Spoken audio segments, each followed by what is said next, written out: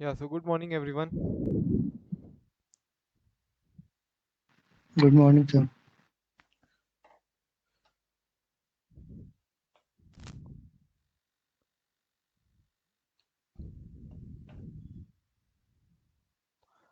तो तुम सभी लोग ने टेस्ट दे दिया है, I hope so. Yes,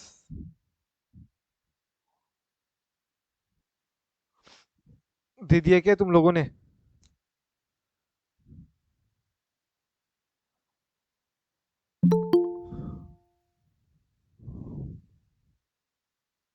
yes yes yes, दे दिया शिप्रा टेस्ट तुमने? Yes sir. चलो एक बार क्विकली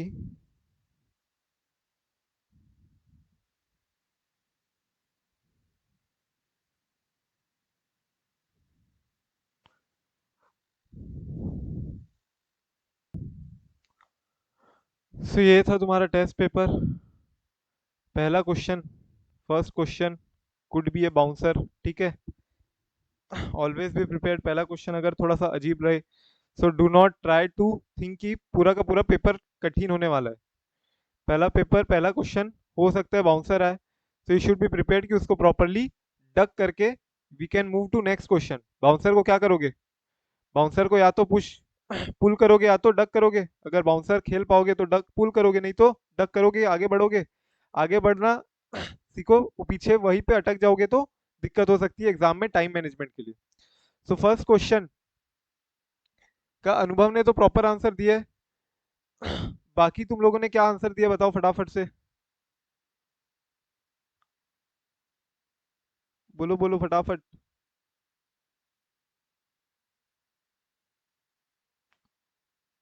फर्स्ट क्वेश्चन का मैंने क्लास में कवर नहीं कराया था, क्योंकि इसलिए मैंने उसको जानबूझ के डाला भी था, so that it at least gets covered, if not by you in the test then after test post discussion।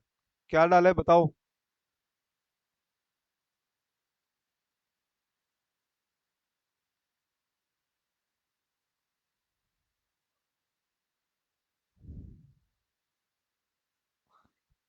कि समझ ही नहीं आया?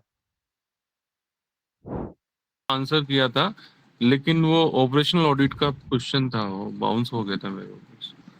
सो ऑपरेशनल ऑडिट का क्वेश्चन है वो, दिया हुआ भी अपने बुक में, ठीक है, यस, क्वेश्चन दिया दिया हुआ हुआ है भी सर। है। मैंने देने के बाद जब उसको क्रॉस वेरीफाई किया तो मुझे मिल गया था उसका आंसर, तो तब तक लेकिन मैं आपको भेज चुका था। हाँ हाँ, अच्छा किया हो तो। तो धीरज, सबसे पहले तो मैंने तुम्हारा रीड किया आंसर्स। तुम्हारा ये आंसर तो ठीक है, ओके, ये बाउंसर गया, बाकी आंसर्स भी क्या बाउंसर गए थे क्या तुम्हारे? बाकी आंसर्स भी क्या बाउंसर गए थे सर क्या? सर, जब मैं कर रहा था जब तो मुझे लग रहा था कि मुझे आ गया, लेकिन जब मैं लिखने लगा तो मैं थोड़ा थोड़ा धीरज, सा मैंने सर। लास्ट टेस्ट भी देखा है तुम्हारा, और अभी ये वाले टेस्ट के आंसर्स भी देखे। मैं बता दूं, ऐसे आंसर लिखोगे तो नहीं हो पाएगा, बिल्कुल नहीं हो पाएगा। तुम फोकस नहीं कर रहे हो लैंग्वेज पे बिल्कुल भी, you are just focusing on the conclusion part. तुमको अगर कंक्लूजन पता है तो तुम कैसे भी करके ले दे के अपने भाषा में डाल के कंक्लूजन पे उतर रहे हो डायरेक्ट। प्रोविजन पे ज्यादा ध्यान देना है, कंक्लूजन का तो 1 मार्क होगा। प्रोविजन जो तुम्हारा है वही स्ट्रांग नहीं हो पा रहा है। मतलब जो मेन कंटेंट है वही तो है 4 मार्क का, 1 मार्क का कंक्लूजन के पीछे तुम डायरेक्ट कंक्लूजन पे उतर रहे हो, पहली बात। और वो भी इधर उधर घूम घूम के, नॉट एट ऑल बुक से कोई रिलेटेड पॉइंट्स ही नहीं है। पॉइंट्स कोई भी बुक का नहीं है, एक भी पॉइंट बुक का नहीं है, सारे अपने मन के पॉइंट्स है। समझ रहे हो तुम? समझ रहा हूँ सर, मैं समझ रहा हूँ। फोकस। लेकिन सर, मैं 2 या 3 चैप्टर के बाद, 2 या 3 टेस्ट के बाद मैं आ जाऊंगा सर लाइन पे। हाँ, तो लाइन पे कब आओगे? ये 2 टेस्ट मैंने देखा, ये कोई इंप्रूवमेंट ही नहीं था। मतलब तुम समझ रहे हो, तुमको फोकस करना है प्रोविजन इंपॉर्टेंट कंटेंट पे, तुम रिवाइज ही नहीं क्यों, ऐसा लग रहा है। तुमको कंटेंट टॉपिक जो अपन ने पूछा है, जैसे कि अगर क्वेश्चन है difference between management audit and operational audit, तो उसका डिफरेंस लिखना है ना। अपन ने पढ़ा है कि भैया management audit quality of management पे फोकस करते हैं, operational audit quality of operation पे। ये मैनेजमेंट का ऑडिट है, वो मैनेजमेंट के लिए ऑडिट है, audit of management, audit for management. ये सब पॉइंट्स नहीं आएंगे तो कहाँ गए? ये सारे पॉइंट्स आएंगे ही नहीं अगर, तो समझ रहे हो, मार्क्स मिलेंगे ही नहीं। तुम सिर्फ लास्ट में इतना लिख दोगे कि नहीं इस केस में मैनेजमेंट ऑडिट करना चाहिए, उसका तो सिर्फ 1 नंबर है, 5 में से 4 नंबर तो डिफरेंस के लिखने हैं। और भी यस सर। ऐसे बहुत सारे आंसर्स है, सारे ही आंसर मैं बोलूंगा। ये टेस्ट में कोई भी आंसर तुम्हारा बुक में से ही नहीं था, कंटेंट में से ही नहीं है। सिर्फ धीरज को नहीं बोल रहा हूँ मैं, बाकी लोग के भी कुछ आंसर है जो अपने मन से लिख रहे हो, ठीक है, एक दो आंसर में okay, if you are not getting the question या नॉट एबल टू ग्रास्प की क्या कंटेंट यहाँ पे, क्या आंसर कौन सा हिट हो रहा है या कौन सा टॉपिक हिट हो रहा है, but everywhere you can't right in your own, ठीक है। कोशिश करो कि बुक को बार बार रिवाइज करो, बार बार कंटेंट को रिवाइज करो, once you know the question, हाँ ये क्वेश्चन का ये टॉपिक आने आएगा answer, so then your second focus should be कि ये कंटेंट मेरे को पता तो चल गया कि हाँ भैया यही लिखना है मेरे को, लेकिन ये क्या मैं पूरा लिख पा रहा हूँ कि नहीं, इवन इफ नॉट पूरा देन एटलीस्ट 60-70% तो लिखूं, राइट सर। और उसमें भी 60-70% थोड़ी लैंग्वेज तो हो बुकिश, ठीक है। तुम अगर फोकस ही नहीं करोगे, एकदम से बोलोगे कि ठीक है मेरे को ये पता है कि इसका फाइनल आंसर क्या है, बाकी तो मैं अपने हिसाब से लिख ही लूंगा, तो ये नहीं चलेगा, ये अप्रोच तो ये नहीं होगा, ये टेस्ट ये ऐसे जो तुम लोग दिए हो इससे क्लियर नहीं होगा, ये मैं साफ साफ सामने से बता रहा हूँ, क्लियर नहीं होगा। You need to focus on the topic, you need to focus on the content also. Conclusion ठीक है, कंक्लूजन ओके, आ रहे तुम कंक्लूजन पे, तो पहला फोकस तुम्हारा ये होना चाहिए कि क्वेश्चन पढ़ के क्या मैं सही टॉपिक आइडेंटिफाई कर पा रहा हूँ क्या, पहला तो ये आंसर होना चाहिए कि क्या मैं क्वेश्चन पढ़ के मैं I am able to correctly identify the topic और not, then only I will say कि हाँ तुम्हारे कॉन्सेप्ट एटलीस्ट क्लियर है। कॉन्सेप्ट क्लियर होने के बाद कंटेंट अगर तुम टॉपिक पे आ भी गए हो तो then you should be able to कि कितना कंटेंट लिख पाओगे तुम। अगर वो बुक का कंटेंट लिखोगे ही नहीं और अपने मन से अलग कुछ पॉइंट्स लिखोगे भी, अगर अलग पॉइंट्स लिखोगे even though that are relevant, those points are relevant, still you will not be able to fetch the marks, marks नहीं मिलेंगे, इसीलिए बोल रहा हूँ मैं।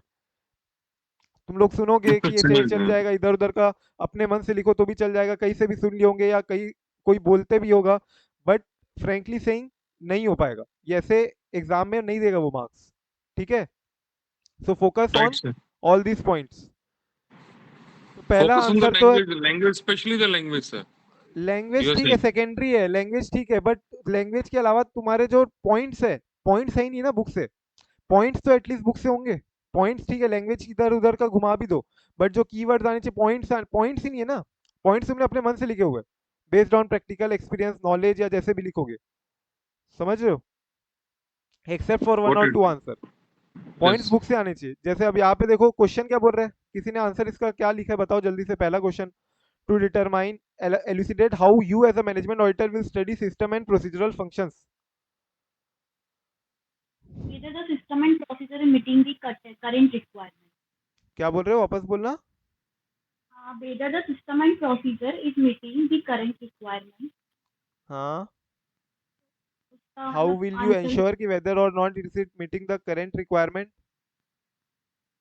हाँ, तो इसमें लिखना था कि सिस्टम एंड प्रोसीजर, मतलब कि वो आंसर है ना इसका कि सिस्टम एंड प्रोसीजर प्रमोट करता है ऑब्जेक्टिव ऑफ कंपनी जोर से एंड जोर से, ऑपरेट कर। थोड़ा सा वॉइस जोर से बोलना। Is the system and procedure मतलब कि डिजाइन किया जाता है अचीव करने के लिए ऑर्गेनाइजेशन के ऑब्जेक्टिव को, करेक्ट। एंड ऑपरेट करता है within the framework of organisation structure, yes. And ये प्रोवाइड कराता है method of control maximum performance को ऑब्टेन करने के लिए, हम्म। एंड ऑल रिक्वायर्ड जितने भी फंक्शन है वो एस्टेब्लिश हो चुके हैं, मतलब कि विद ठीक इन है, द कंपनी। ठीक है, आंसर करेक्टली आइडेंटिफाई किया, बट आंसर क्या है ये तुमने करेक्ट आइडेंटिफाई किया है, कौन से आंसर के लिए बोल रहे हो तुम, ये आंसर जो है elucidate how you as a management auditor will study system and procedural functions, इसका आंसर है ये, इसका आंसर बोल रहे हो तुम, फर्स्ट वाले का। तो गलत हो गया ना। ये elucidate how डिटरमाइन, you, हाँ टू डिटरमाइन लास्ट वाले का बोलो ना। फर्स्ट वाले का to determine whether the system and procedure is meeting the current requirement. First में दो क्वेश्चन है, वही मैं बोल रहा हूँ, फर्स्ट वाले में दो क्वेश्चन है, दिख रहा है सब लोग को, क्वेश्चन ध्यान से पढ़ो, फर्स्ट क्वेश्चन में दो क्वेश्चन दिया हुआ है, 8 नंबर का क्वेश्चन है वो, मैंने एक क्वेश्चन अपना भी ऐड कर दिया है, और एक जो पहला पार्ट है वो आईसीआई का क्वेश्चन है, December 21 old exam, Jan 21 new attempt में आया हुआ है, कहाँ तक, elucidate how you as a management auditor will study system and procedural functions, बस वहां तक का क्वेश्चन आया हुआ है 4 नंबर के लिए। उसके अलावा 4 नंबर के लिए एक और एक्स्ट्रा मैंने पूछा है, to determine whether system and procedure is meeting current requirement, what other things you as an management auditor will consider, ये जो शिप्रा बोल रहे हो तुम, ये इसका आंसर है कि करंट हाँ, रिक्वायरमेंट सही मीट लिखा, करती है कि नहीं, इसी का लिखा है।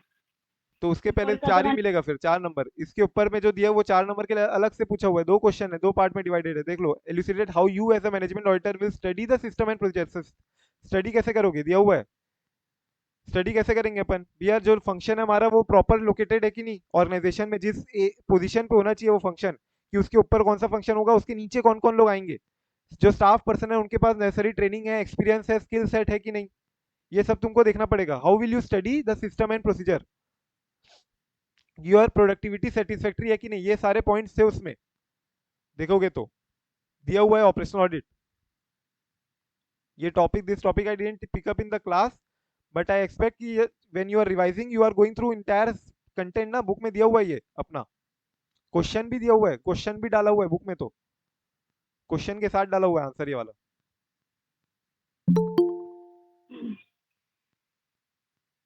ठीक है क्या? ओके। कोई डाउट किसी को पहले क्वेश्चन में?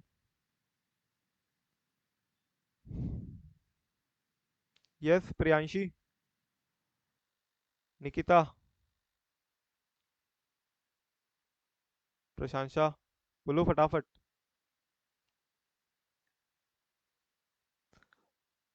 सेकंड क्वेश्चन बताओ। The marketing department has been consistently showing a lower performance, whereas cost of department is increasing continuously. So management believes that since the marketing department is under regular radar of CFO, an audit might result in employee hostility. ठीक है, employee hostility आ सकती है. So also as an operational audit of marketing department was done 2 years back. However, the recommendation of the previous audit were not followed by the concerned employees.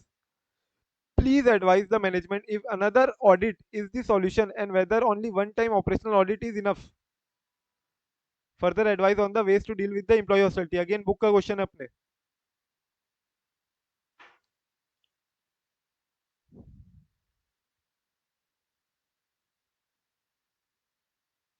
बोलो भाई क्या लिखे हो answer? धीरज, इसका मैंने तुम्हारा आंसर देखा था, तुमने कंक्लूजन सही किया कि भैया operational audit should be done once in a 3 year. तो ऑलरेडी 2 साल तो हो गए ऑपरेशनल ऑडिट किए हुए, तो इस साल भी ऑपरेशनल ऑडिट अपन को कर लेना चाहिए, since it should be done in every 3 year, once in 3 years. ठीक है, ये पार्ट ठीक है तुम्हारा, मिल जाएगा 1 number. Please advise management if another audit is solution. Yes, it is a requirement. It is a solution that once in a 3 year you should carry out your operational audit. And whether only one time operational audit is enough? No. तुमने जो बता दिया once in 3 year हो जाएगा, इसका 1 number हो गया. Further advice on the ways to deal with employee hostility. इसका तुमने कुछ लिखा ही नहीं, सिर्फ लिख दिया कंस्ट्रक्टिव क्रिटिसिज्म, खत्म. कंस्ट्रक्टिव क्रिटिसिज्म और उसके नीचे डैश करके एंटागोनिज्म. ये वन वर्ड आंसर थोड़ी ना है. एक्सप्लोर करोगे और तीनों पॉइंट आएंगे, तीनों पॉइंट में भी आंसर में इंस्टीट्यूट ने, मैं बता दूं, इंस्टीट्यूट ने सिर्फ और सिर्फ पार्टिसिपेटिव अप्रोच डाला है, पार्टिसिपेटिव अप्रोच को पूरा पूरा इलेबोरेट किया हुआ है. तो मेरा सजेस्टेड आंसर जो अपने बुक है, बुक उसके आंसर में देखो मैंने क्या लिखा हुआ है, पार्टिसिपेटिव अप्रोच को पूरा मैंने एक्सपांड करो. मिलाया था, मैंने आंसर को अटेंड करने के बाद मैंने चेक किया था, मैंने अपनी गलती नोटिफाई कर ली है सर, मुझे मेरी गलती है उसमें. गलती है, गलती मैं तुमको ये बता रहा हूँ कि वन वर्ड मत लिखो, आंसर को कर रहे हो, अब कोशिश भी कर रहे हो तो at least try to write on your language. At least तुमने आइडेंटिफाई कर लिया कि ये पॉइंट आएगा भाई कि पार्टिसिपेटिव अप्रोच, कंस्ट्रक्टिव अप्रोच. तो इसमें आगे कंस्ट्रक्टिव अप्रोच में अपन ने क्या पढ़ा था कि भाई क्वांटिफाई करो, at least you should be able to quantify your criticise manner में कैसे तुम अपना सजेशंस पुट फॉरवर्ड कर रहे हो. सो ये सारे तुम लैंग्वेज में भी लेके आओ ना, सिर्फ पॉइंट लिख दोगे तो आंसर नहीं मिलेगा. Right sir, right. ठीक है.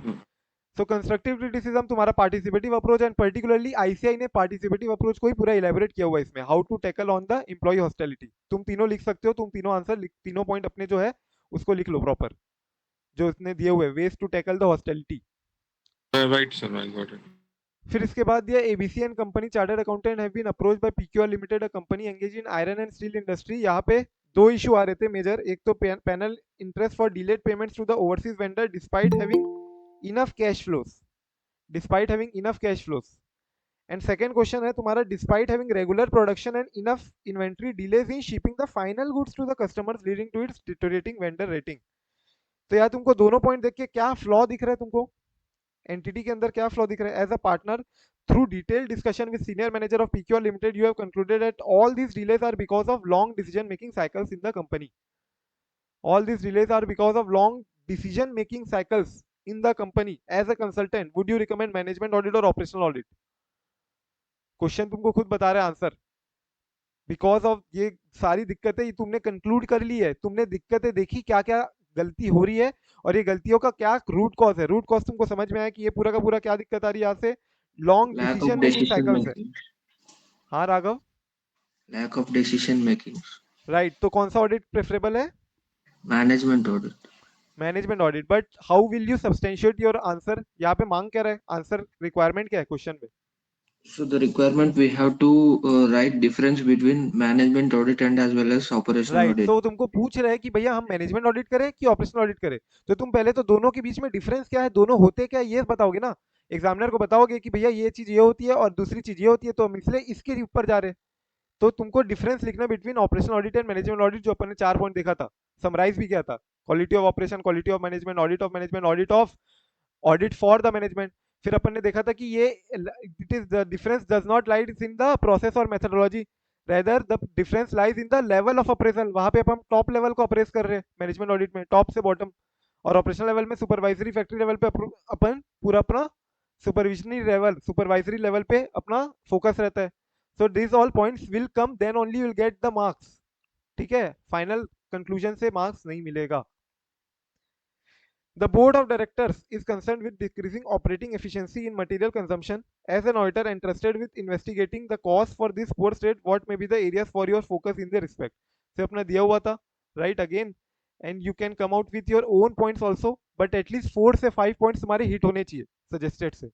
You can try writing your own points, 8-10 point लिखो कम से कम एटलीस्ट, ठीक है। But at least you should have a glimpse over the answer की इंस्टीट्यूट ने कौन कौन से पॉइंट्स बोले हुए। So you should have at least wrote 4 to 5 those points। बाकी अपने पॉइंट भी लिखोगे ही चलेगा। सर इस वाले क्वेश्चन में समझ में नहीं आ रहा कि लिखना क्या है आंसर के लिए। तुमको ये बताना है ना कि ऑपरेटिंग एफिशिएंसी मटेरियल कंजम्पशन में क्यों आ रही है। भाई मटेरियल कंजम्पशन में हो सकता है कि तुम्हारा इनपुट ही खराब हो रहा है, या तो तुम्हारे मटेरियल सबग्रेडेड डिग्रेडेड क्वालिटी के आ रहे हैं, या फिर तुम सोच सकते हो तुम्हारी प्रोसेसिंग खराब हो रही है, मतलब मशीनरी में या तुम्हारे प्रोसेसिंग में गड़बड़ी आ रही है। मशीनरी में गड़बड़ी आ रही है, मशीन ब्रेक डाउन हो गया है, या मशीन में प्रॉपरली उसका रिपेयरिंग मेंटेनेंस नहीं हो पा रहा है। तुम्हारा हो सकता है कि इम्प्लॉई टर्नओवर ज्यादा हो रहा है, या इम्प्लॉई तुम्हारे के टैकल नहीं कर पा रहे जो प्रोसेस है, या इम्प्लॉय लोग को प्रॉपर ट्रेनिंग नहीं दी गई है जो सर तुम्हारे मतलब कि लेबर है। जनरल आंसर लिखना था जनरल कि आंसर लिखो। जनरल, यहाँ कोई स्पेसिफिक ये नहीं था कि टॉपिक में से इस एरिया से ही उठा के की पॉइंट ये वाला लिखना था। नहीं, बट ये एसएम में दिया हुआ है तुम्हारा, ठीक है, तो उस हिसाब से अपने क्वेश्चन आंसर में भी इसको कवर किए हुए हैं। तो कोशिश करो कि जनरल लिखते हुए भी, लेकिन एक बार वो ग्लिम्स रखो कि वो उसमें से 4-5 पॉइंट तो हिट हो, कि भाई इनपुट है, लेबर हो गया, प्रोसेसिंग हो गया। तुम एक बार प्रोसेस वाइज जा सकते हो। इनपुट होता है अपना, प्रोसेसिंग होता है, आउटपुट होता है, राइट। आउटपुट बोल रहे हैं खराब हो रहा है, हमारा कंजम्पशन खराब हो रहा है, तो या तो हमारा मटेरियल ही सबग्रेडेड डिग्रेडेड क्वालिटी का होगा, या तो प्रोसेसिंग खराब हो रही है, या तो लेबर शॉर्टेज है, यानी लेबर प्रॉपरली ट्रेन नहीं है to carry out the processing. So जो प्रोसेस है उसी में फ्लॉ निकालते जाओ, so you will definitely see कि तुम्हारे कुछ पॉइंट्स गलत आ रहे थे। हाँ विनीशा बोलो। एक बार इसे ऐसे में दिखा दोगे क्या? मुझे नहीं मिला ये वाला क्वेश्चन। मैं भेज दूंगा आंसर। यस सर, मेरे को भी ये वाला एसएम में नहीं मिला। आंसर मैं भेज देता हूँ। ठीक। इसके बाद वाला एमसीक्यू बता दो।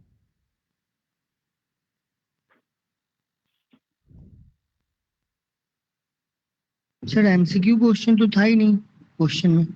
ये है ना question number 5, second last MCQ. Last और लास्ट सेकंड क्वेश्चन।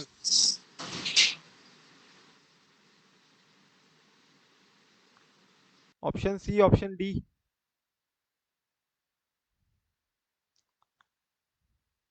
सी। सर क्वेश्चन नंबर 5 तो आरएमआई लिमिटेड वाला है ना? क्वेश्चन नंबर 5 तुम्हारा है ये आरएमआई लिमिटेड, यस। तो इसका आंसर होगा क्या? सी। ऑब्जर्वेशन तो अपनी रिपोर्ट करना ही है विनीशा। ऑब्जर्वेशन है तुम्हारी, ये ऑब्जर्वेशन तो रिपोर्ट करोगी, unless it is by default question में ही दे रहा है कि ऑब्जर्वेशन सिग्निफिकेंट नहीं है, मटेरियल नहीं है and can be ignored. Question में जब तक नहीं बोल रहे तुमको सफिशिएंट मान के चलो कि ऑब्जर्वेशन है तुम्हारी, तो सिग्निफिकेंट मटेरियल ऑब्जर्वेशन है, has to be reported. But sir वो सी आना चाहिए ना? सी तो है। नहीं, आप मेरे को लगा डी बोली। नहीं, बी नहीं है, मैं बोल रहा हूँ सी है, ऑप्शन सी।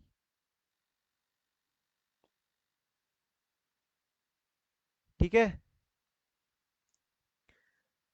क्वेश्चन नंबर 7 में क्या करोगे?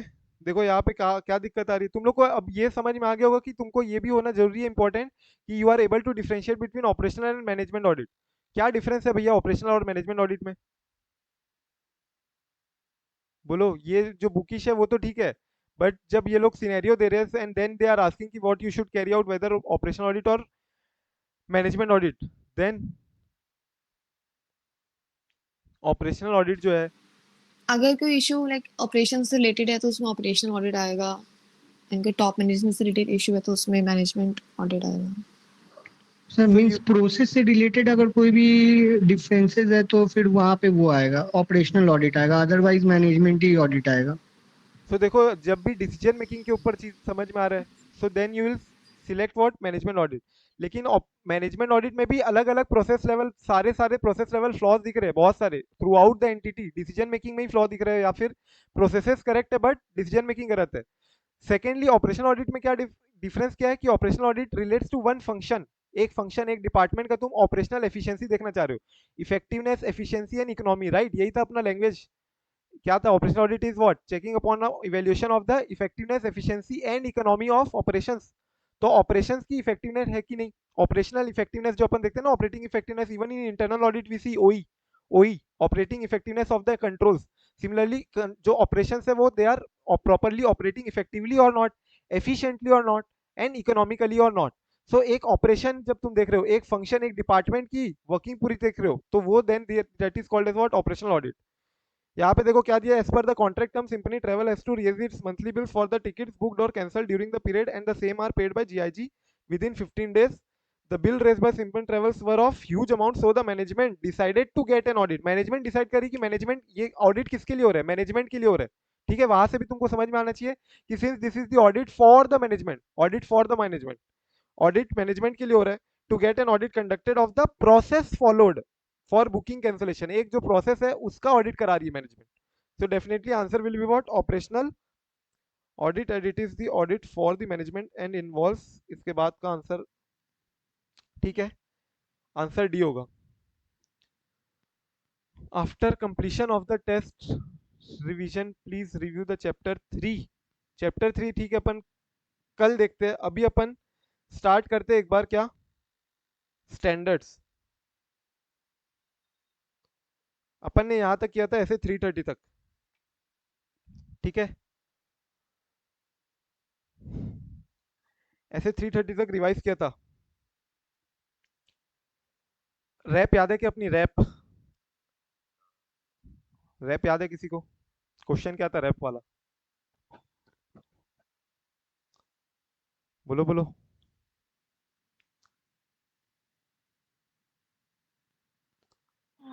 Matter what is considered by auditor extent of test of control. Matters to be considered by the by the auditor for considering the test extent of internal controls, right? Extent of testing of internal control. जो तुम्हारा TOC है उसका कितने extent तक तुमको testing करनी है, extent. Extent nature timing अपन ने देख लिया था, नेचर तो कुछ नहीं है, डेफिनेशन है समझ लो। टाइमिंग अपन ने देख लिया था, या तो as at point of time या तो throughout the period. Extent कितना कितना ज्यादा टेस्टिंग करनी है, उसके लिए अपन ने 4 पॉइंट देखे थे। क्या था अपने चारों पॉइंट्स? बोलो। Frequency, length of time, rate of deviation, relevance and reliability. frequency, length of time, frequency, length of time, rate of deviation, relevance and reliability। तो frequency वाला पॉइंट मैंने समझाया था कि भाई ज्यादा जितना इंटरनल कंट्रोल फ्रीक्वेंट होगा, कंट्रोल जितना ज्यादा फ्रीक्वेंट होगा, कंट्रोल फ्रीक्वेंट कब होगा ज्यादा? जब तुम्हारा प्रोसेस ही ज्यादा फ्रीक्वेंट है। तो प्रोसेस ज्यादा फ्रीक्वेंट है तो उसके ऊपर कंट्रोल भी फ्रीक्वेंट आएगा। अगर कंट्रोल ज्यादा बार हो रहा है साल भर में, तो तुम्हारी सैम्पलिंग ज्यादा नंबर ऑफ होगी, फ्रीक्वेंसी ज्यादा है तो एक्सटेंड ज्यादा तक तुमको चेकिंग करनी पड़ सकती है। फ्रीक्वेंसी, लेंथ ऑफ टाइम, कितने टाइम पीरियड के लिए चल रहा है, रेट ऑफ डेविएशन, तुम्हारा एक्सपेक्टेड रेट ऑफ डेविएशन क्या है, एंड कितना वो कंट्रोल हमारे रेलेवेंट है, कितना हमारे लिए रिलायबल है ऑलरेडी उससे रिलेटेड। तो ये 4 पॉइंट से तुमको एक्सटेंड समझ में आएगा। इसके अलावा अपन ने देखा था कि क्या तुम ऑडिट एविडेंस जो लास्ट पीरियड में यूज किए थे, क्या वो ऑडिट एविडेंस को यूज कर सकते हो कि नहीं? जो तुमने लास्ट ईयर प्रीवियस ऑडिट में ऑडिट एविडेंसेस यूज किए थे for testing of the controls, control तुमने पिछले साल भी टेस्ट किया होगा। So those audit evidences can you use during the current period? What will you consider as an auditor?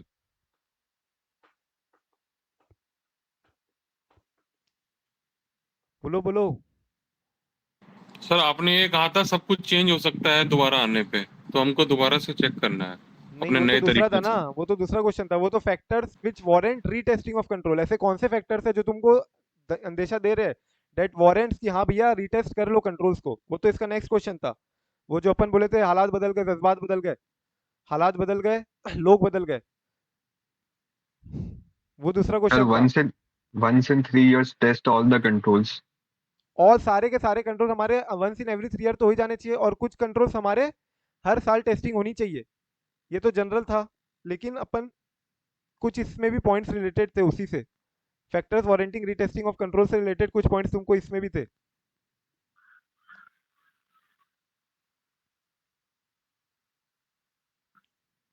deficient control तो environment. तुमको यहाँ पे using audit evidence obtain in previous audit में ना, तुमको यहाँ पे ये सब पॉइंट्स भी बोलने पड़ेंगे एक बार कि क्या कंट्रोल इन्वायरमेंट कैसा है तुम्हारा। ठीक है, देखो यहाँ पे दिया होगा,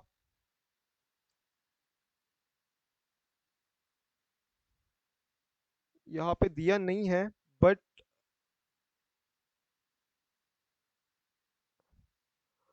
तुमको यहाँ पे ये सब पॉइंट्स बोलने पड़ेंगे कि यहाँ पे तुमको कंट्रोल इन्वायरमेंट देखना है,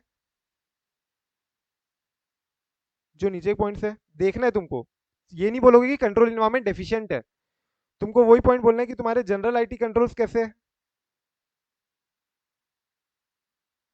मैनुअल एलिमेंट कितना इन्वॉल्व है क्या। तो जो नीचे के पॉइंट्स है ना, उसका बस आइडिया देना है कि yes you have to check all these points so that you will be able to justify कि whether you can use or not the previous audit evidences। तो तुमको एक बार ये सारे पॉइंट्स को फिर से terms in terms of change नहीं बोलना है कि चेंज हो गया, चेंज हो गया, चेंज नहीं हुआ है या डेफिशिएंट है, ऐसा नहीं बोलना है।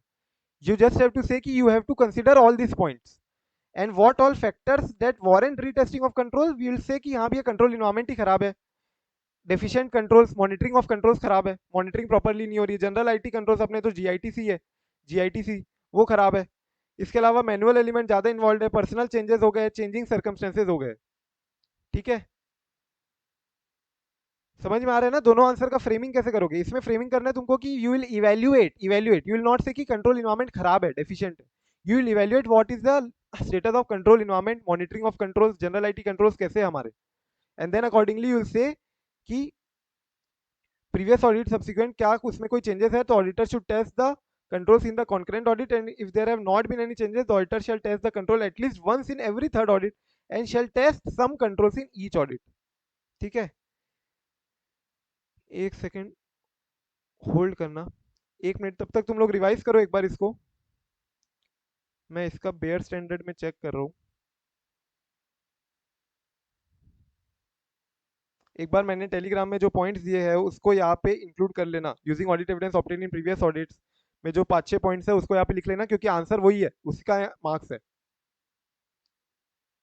और वो पॉइंट्स कुछ नहीं है, यही सारे पॉइंट्स है कि कंट्रोल इन्वायरमेंट यहाँ पे अपन बोल रहे कि डेफिशिएंट है तो रीटेस्ट करना पड़ेगा, जबकि अपन वहाँ पे क्या बोलेंगे कि वी विल इवैल्यूएट कि कंट्रोल इन्वायरमेंट है कैसा, एंड इसके अकॉर्डिंगली हम डिसाइड करेंगे कि whether we can use the audit evidence obtain in the previous audit. Similarly monitoring of control हमको इवैल्यूएट करना है, जनरल आईटी कंट्रोल हमारे कैसे है ये हमको देखना पड़ेगा, क्या मैनुअल एलिमेंट इन्वॉल्व है वहाँ पे, क्या हालात बदलने से हमारा रिस्क असेसमेंट चेंज हो जाता है, क्या रिस्क पोज होता है क्या because of the changing circumstances. ये सारे पॉइंट्स को कंसिडर करना है वहाँ पे, सेम है मोटा मोटा, बस तुम्हारा फ्रेमिंग जैसे होगी वैसे तुमको आंसर को फ्रेम करना है। अगर वो बोल रहा है कि रीटेस्टिंग कब कब करनी चाहिए तो रीटेस्टिंग ये समय पे करनी चाहिए, लेकिन वो बोल रहा है कि क्या हमको रीटेस्टिंग करनी चाहिए कि नहीं करनी चाहिए, तो तुम उसको इवैल्यूएट, हम ये पॉइंट्स इवैल्यूएट करेंगे, उसके हिसाब से आंसर बता दोगे। अभी आ जाओ स्टेप 2 में, सब्सटेंटिव प्रोसीजर। सब्सटेंटिव प्रोसीजर अपन कर रहे थे, ये हुआ अपना कंप्लायंस प्रोसीजर। अब अपन करेंगे सब्सटेंटिव प्रोसीजर। सब्सटेंटिव प्रोसीजर के अंदर क्या दो थे इन्वॉल्व, कौन से 2 प्रोसीजर इन्वॉल्व थे? Test of details. Test of details of transaction and analytical controls, analytical procedure, right? So देखो, irrespective of the assessed ROMM, auditor will have to design and perform the substantive procedure for each material COT ABD level। मतलब ये बोल रहा है कि ROMM तुम्हारा कितना भी हो, ROMM तुम्हारा कम हो तो भी तुमको ऐसा नहीं बोल सकते कि ROMM कम है, हमने कंप्लायंस प्रोसीजर कर लिया ना, टेस्ट ऑफ कंट्रोल्स तो कर लिया ना, तो अब हम सब्सटेंटिव प्रोसीजर नहीं करेंगे। नहीं भैया नहीं, ROMM का लेवल कुछ भी हो, ROMM का लेवल कुछ भी हो, auditor will have to design and perform the substantive procedure for each material COT ABD level। ठीक है, auditor assessment of risk obviously we know कि वो जजमेंटल है and so may not identify all the risk of material misstatement.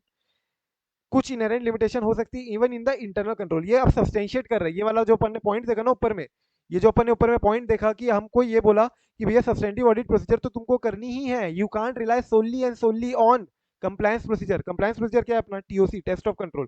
ये बोल रहा है TOC पे सोनली कंप्लाई नहीं, सोनली रिलाई नहीं कर सकते हो, because TOC they say is what, because of the inherent limitation of internal control. Even though you will say कि भैया कंट्रोल तो इफेक्टिव है, controls are effective, you will say what कि टीओसी हमने किया and controls are effective, but controls में खुद में इनहेरेंट लिमिटेशन होती है ना, so you can't always rely solely on internal control testing. Testing के अलावा तुमको सब्सटेंटिव प्रोसीजर अलोन करनी है, सब्सटेंटिव प्रोसीजर साथ में करनी पड़ेगी, इंक्लूडिंग मैनेजमेंट ओवरराइड हो सकता है depending on the circumstances. Auditor will have to determine कि या तो वो सिर्फ और सिर्फ एनालिटिकल प्रोसीजर कर ले, या तो सिर्फ analytical procedure will be sufficient to reduce the audit risk to an acceptable low level. समझ में आ रहा है? ये बोल रहे हैं कि अपन ने देखा था कि भैया एक तो टेस्ट ऑफ कंट्रोल है और एक सब्सटेंटिव ऑडिट प्रोसीजर है। सब्सटेंटिव ऑडिट प्रोसीजर में भी एक एनालिटिकल प्रोसीजर है और एक अपना टेस्ट ऑफ डिटेल्स है। तो ये तो बोल रहे हैं सब्सटेंटिव ऑडिट प्रोसीजर तो तुमको करनी ही है, उसके साथ साथ तुम या तो एनालिटिकल प्रोसीजर कर लो, मतलब सब्सटेंटिव ऑडिट प्रोसीजर कर ही नहीं है तो तुम या तो सिर्फ एनालिटिकल प्रोसीजर कर लो, या तो सिर्फ और सिर्फ टेस्ट ऑफ डिटेल कर लो, या फिर दोनों मिला के कर लो, या तो कॉम्बिनेशन दोनों का मिला के कर लो। क्लियर है क्या? यहाँ से एमसीक्यू वगैरह कुछ आ सकते हैं, एमसीक्यू दे कैन आस्क कि they are only auditor is saying कि हम सिर्फ कंट्रोल टेस्टिंग करेंगे, बट मैनेजमेंट इज, या फिर ऑडिटर के अंदर ही, फर्म के अंदर ही एक डिस्प्यूट दे देगा, डिबेट दे देगा कि partner is saying to do the only test of control, whereas manager जो है अपना मैनेजर या director they are saying what कि no they will have to perform all the detail substantive audit procedures as well. So then they will ask कि किसका opinion correct है, क्यों correct है, and then they can also frame in the question कि सिर्फ substantive audit procedure के अंदर क्या सिर्फ एनालिटिकल प्रोसीजर करेंगे तो चलेगा क्या, क्या टीओडी करेंगे तो सिर्फ चलेगा क्या, या कॉम्बिनेशन दोनों करेंगे। तो ये तीनों अलाउड है, या तो सिर्फ कॉम्बिनेशन कर लो, या तो सिर्फ टीओडी कर लो, या तो सिर्फ एनालिटिकल प्रोसीजर कर लो, but anyway you will have to perform substantive audit procedure. अब एक्सटर्नल कंफर्मेशन को तुम ऐसा सब्सटेंटिव ऑडिट प्रोसीजर कैसे यूज कर सकते हो? एक्सटर्नल कंफर्मेशन प्रोसीजर को तुम सब्सटेंटिव ऑडिट प्रोसीजर कैसे बोल सकते हो? एक्सटर्नल कंफर्मेशन अपन ने देखा है या नहीं देखा है, तो अपन कहाँ देखेंगे इसको? ऐसे 505 में, ऐसे 505 में एक्सटर्नल कंफर्मेशन देखेंगे अपन। External confirmation is a method to obtain audit evidence and is also an audit procedure, दोनों है, ठीक है। External confirmation is also one of the method to obtain audit evidence, तुम ऑडिट एविडेंस ऑब्टेन करते हो इसके through, and also it is an audit procedure. External confirmation it's in its itself is an audit procedure ना, पूरा का पूरा standard दिया तुमको तो 505 इसके ऊपर कि तुमको कैसे एक्सटर्नल प्रोसीजर करना है, एक्सटर्नल कंफर्मेशन कैसे लेना है, क्या क्या पॉइंट्स देखोगे, ठीक है, कैसे डिजाइन करोगे कंफर्मेशन, कितने टाइप के कंफर्मेशन रिक्वेस्ट होते हैं, पॉजिटिव नेगेटिव, पॉजिटिव में क्या क्या एडवांटेज है, क्या क्या डिसएडवांटेज है, नेगेटिव कंफर्मेशन में क्या क्या एडवांटेज डिसएडवांटेज है, कौन सा कंफर्मेशन कब यूज करना है। So it's in its itself is an audit procedure and is also a method to obtain audit evidence. And therefore यहाँ पे तुमको जब अगर क्वेश्चन में पूछता है कि तुम उसको सब्सटेंटिव ऑडिट प्रोसीजर के रूप में अगर यूज कर रहे हो external confirmation when performed as substantive audit procedure, so what all factors will you consider as an auditor in determining कि भैया हम क्या एक्सटर्नल कंफर्मेशन प्रोसीजर को यूज कर सकते हैं कि नहीं कर सकते हैं as a substantive audit procedure, क्या क्या फैक्टर्स तुम कंसीडर करोगे। ये क्वेश्चन आ सकता है और आया हुआ भी है, ठीक है। ये आया हुआ है तुम्हारा क्वेश्चन आई थिंक दिसंबर 21 में या जुलाई 21 में, सेम डिट्टो क्वेश्चन आया हुआ है, ये लैंग्वेज, यही लैंग्वेज से आया हुआ है। तो मैंने कई बार तुम लोग को बोला है, again I will repeat even further, आगे भी मैं बार बार रिपीट करूंगा कि भैया ये जो आंसर है ये तो हो जाएगा याद अपने को, ये आंसर ठीक है, बट इसके ऊपर की लाइन इंपॉर्टेंट, ठीक है। सेम लाइन मिलेगी तुमको क्वेश्चन में, पूरी रामायण महाभारत के बाद ये लाइन मिलेगी कि what all factors will the auditor consider when determining whether और not external confirmation procedure can be used as a substantive audit procedure. तो देखो क्या बोल सकते हैं अपन, तुम कब यूज कर सकते हो एक्सटर्नल कंफर्मेशन को? हम यूज करेंगे भैया जब सामने वाली की जो पार्टी जिससे हम एक्सटर्नल कंफर्मेशन लेने वाले हैं उसको प्रॉपर नॉलेज है, जिस चीज के लिए कंफर्मेशन लेने वाले उस चीज का उसको प्रॉपर नॉलेज है। एक्सटर्नल कंफर्मेशन हम जिससे लेने वाले हैं, कंफर्मिंग पार्टी को प्रॉपर नॉलेज होनी चाहिए of the subject matter. Response में be more reliable if provided by a person at confirming party who has the requisite knowledge,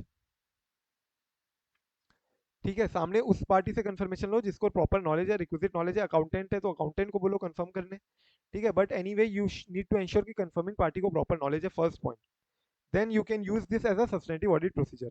secondly, सामने वाले की विलिंगनेस भी होनी चाहिए, एबिलिटी भी होनी चाहिए, औकात भी होनी चाहिए और इच्छा भी होनी चाहिए। औकात इच्छा दोनों होनी चाहिए, एबिलिटी और willingness of the intended confirming party, ठीक है।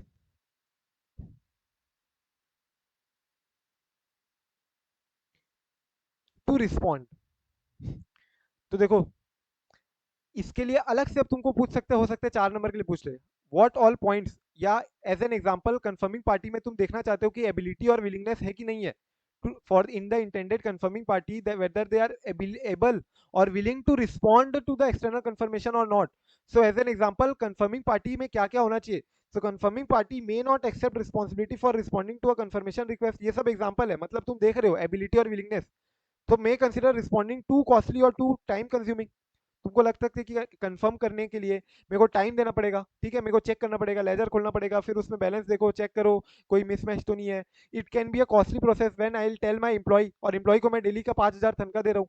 सो एम्प्लॉय को ये सब काम कराने के लिए थोड़ी ना रखा है मैंने, प्रॉपर उनसे ऑडिट करवानी है। सो कॉस्टली हो सकता है, टाइम कंज्यूमिंग हो सकता है, ये सोच सकता है सामने वाला। And because of which you will able to assess whether it is able to और willing to confirm or respond or not. Similarly, सामने वाले का हो सकता है to about the potential legal liability resulting from responding. अगर मैंने respond कर लिया तो मेरी कोई लीगल लाइबिलिटी आ सकती है। ट्रांजेक्शन इन डिफरेंट करेंसी हो सकते हैं कि तुम डॉलर में मांग रहे हो, सामने वाले का रुपी में कंफर्मेशन देना चाह रहा है, तो डिफरेंट करेंसी है, डिफरेंट एक्सचेंज रेट है, right. And is not a significant aspect of day to day operation, सामने वाला इसको चिंती काम समझता है, छोटा मोटा काम समझता है, डे टू डे ऑपरेशन में इसको लेता भी नहीं है, जो मेल आते हैं उसको इग्नोर कर देता है कई बार तो। सो डे टू डे ऑपरेशन का not a significant part. Then these all points what says, these all points says कि they are not able or willing to respond, they are not able or willing to respond. So all these points you will have to consider. Again मैंने पहले क्या बोला, confirming party का knowledge होना चाहिए उसको, तो दूसरी उसकी औकात और इच्छा होनी चाहिए। औकात और इच्छा कब नहीं होगी, जब हो सकता है उसको टू कॉस्टली टाइम कंज्यूमिंग लग रहा है, लीगल लाइबिलिटी आ जाएगी, ये लग रहा है, अलग अलग करेंसी में है, डे टू डे ऑपरेशन का पार्ट ही नहीं है, significant, it's not a significant aspect of the day to day operation. And lastly bias nature का नहीं होना चाहिए, objectivity of the intended confirming party you will have to see, it should not be bias. Intended confirming party का proper bias नहीं होना चाहिए, पहले ही बायस है उसका कि भैया तुम मेरे को कंफर्मेशन दे रहे हो ना, तो ऑब्वियसली तुमने तो चेक करके ही भेजा होगा, तो मेरे में भी हमारा बहुत सालों से पुराना रिश्ता चल रहा है, हमारा बहुत सालों से रिलेशनशिप चल रही है, ट्रांजेक्शन चल रहे हैं, तो definitely both are balances should tally. So मैंने आंख बंद करके कंफर्मेशन दे दिया, ऐसा नहीं होना चाहिए। So objectivity of the intended confirming party, if the confirming party is a related party then that definitely they will not be objective, right, bias nature नहीं होना चाहिए, unbiased होना चाहिए। So while responding to the confirmation request, you will have to see कि whether they are objective nature में है कि नहीं, properly biased नहीं है ना, and then you will consider yes we can use this as substantive audit procedure, we can use external confirmation as substantive audit procedure. Clear है क्या ये?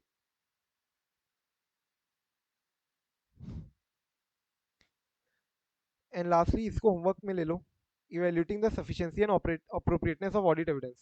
तो तुम्हारा जो ऑडिट एविडेंस है वेदर इट इज सफिशिएंट और नॉट क्वांटिटेटिव टर्म्स में and appropriate और नॉट क्वालिटेटिव टर्म्स में, उसको इवेल्युएट करने के लिए तुम क्या क्या देखोगे एक बार ये देख लेना, और क्वेश्चंस देख लेना,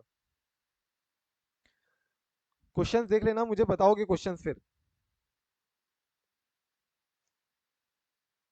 ये वाला क्वेश्चन एक बार रोक के रखना, this you will come across also in ऐसे 540 करने के बाद, ठीक है, या फिर कर लो, अपन इसको डील कर लेंगे कल क्लास में, एक बार क्वेश्चन पढ़ के देख लेना।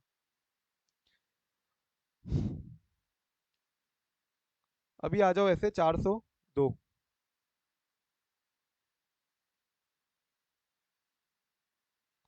ऐसे 402 में आ जाओ।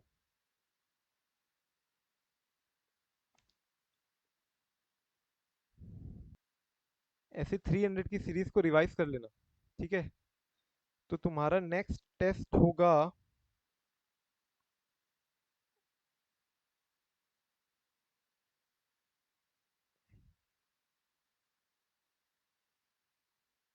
ठीक है, बैंक ऑडिट और पीएससी ऑडिट का नेक्स्ट टेस्ट है तुम्हारा, इट विल बी ऑन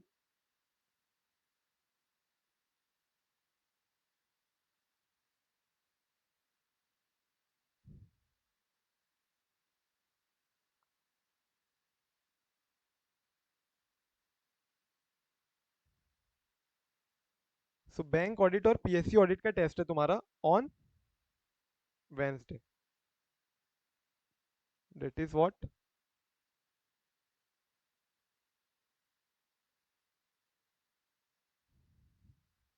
ठीक है। दोनों ही इंपॉर्टेंट है, दोनों में से मिला के अगर मैं बोलूँ बैंक ऑडिट से तो हर अटेम्प्ट में 5-6 नंबर का आता ही है, पीएससी ऑडिट से भी कई बार 4 मार्क का आता है, कई बार नहीं आता है, ठीक है। Bank audit and PSC audit ऐसे भी अच्छे से पीएससी ऑडिट कर लिए होंगे आई होप। किसी का अगर मैंने रिकॉर्डेड दिया था तो अगर किसी का पेंडिंग है तो कर लो, खत्म करो। You have Saturday, you have Sunday, ठीक है। धीरज कर लियो कि नहीं पीएससी ऑडिट? यस सर, कर लिया है सर। चलो चैप्टर 3 किसी का पेंडिंग है क्या, कल जो मैंने दिया था?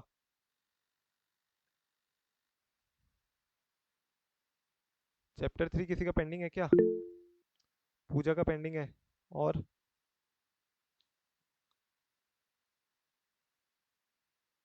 देखो चैप्टर 3 को अच्छे से करना, थोड़ा उसका लैंग्वेज ट्रिकी है, ठीक है।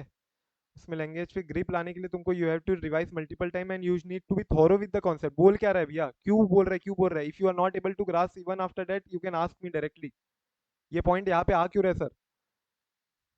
We can take choice of PSU for exam point, no you can't. PSU से आते हैं कई बार 4 नंबर के लिए, कोई चॉइस वॉइस नहीं है। नहीं आएगा तो 2 नंबर का एमसीक्यू आएगा, अगर नहीं भी आता है तो एमसीक्यू तो आएगा ही आएगा 2 नंबर का। And it's not a big chapter, easy chapter है। एक बार 2 घंटे का वो जो लेक्चर है उसको कर लो पूरा। राघव कल विनीशा मेरे को बात करी थी, विनीशा वॉज सेइंग कि सर मैंने यही टॉपिक छोड़ा था and that only came in exam, जो अपना सिस्टम एंड प्रोसीजर वाला है। सो जो टॉपिक छोड़ोगे वही आएगा एग्जाम में, तुम तो टॉपिक के पूरा चैप्टर छोड़ने की बात कर रहे हो सकता है 8 नंबर का आ जाए Raghav PSC audit, we don't know. And it's not that big a chapter, छोटा सा चैप्टर है, उसको छोड़ के मतलब ही नहीं है। छोटे छोटे चैप्टर को कभी मत छोड़ा करो।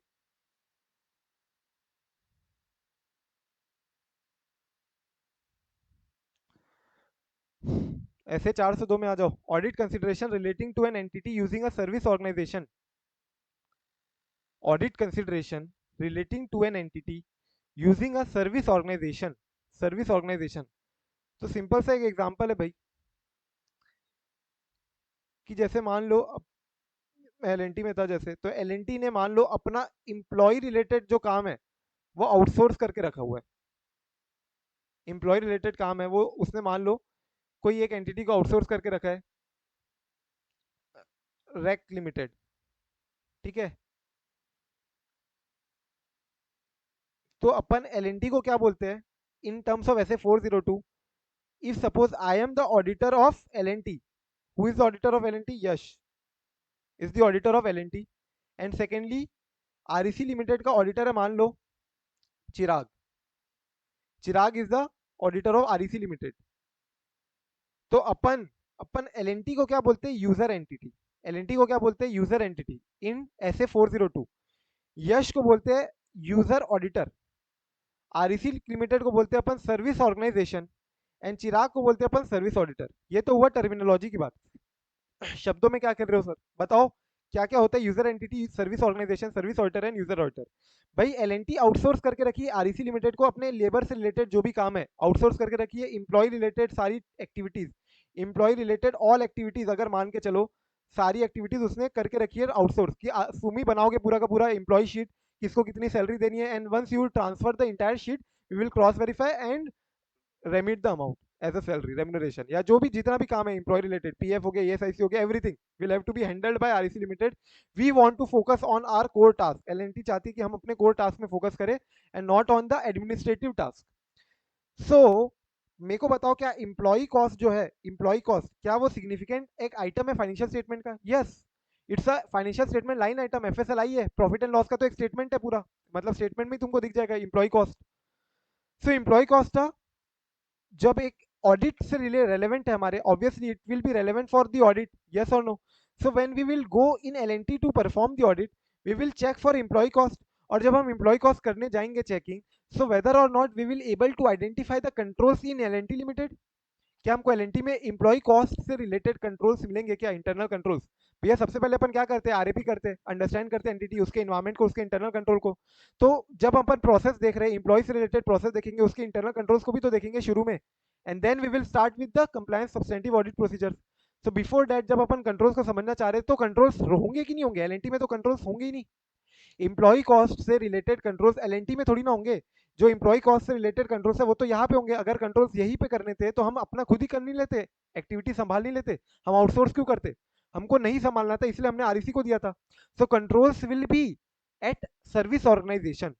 सो एज एन ऑडिटर अभी मैं क्या करूँ? एज एन ऑडिटर क्या मैं छोड़ दूं कंट्रोल को? क्या मैं कंट्रोल की टेस्टिंग करूं कि नहीं करूं, या कंट्रोल को एडिक्वेटली है कि नहीं, properly they controls are adequate or not to mitigate the ROMM, ये कैसे चेक करूंगा? करूं कि नहीं करूं? यहाँ पे तो नहीं है कंट्रोल्स, मैं ऑडिट करने आया हूँ एलएनटी का। So I should evaluate controls, yes और no? Yes, because it's a line item ना, ये ऑडिट रेलेवेंट है, this is relevant for the audit. I have to identify, evaluate and check with the operating effectiveness of the internal control, and therefore I will ask help from the service auditor. मैं service auditor से help ले सकता हूँ, मैं service organisation से help ले सकता हूँ। मतलब कि जहाँ पे हमने आउटसोर्स करके रखा हुआ है, जहाँ पे हमने आउटसोर्स करके रखा हुआ है, हम उनसे हेल्प ले सकते हैं कि भैया आप बताइए कि तुम्हारा इंटरनल कंट्रोल कैसे है वहाँ पे, whether they are operating effectively और नॉट, और इंटरनल कंट्रोल है भी या नहीं है, ये आप बता दीजिए हमको। समझ में आ रहा है?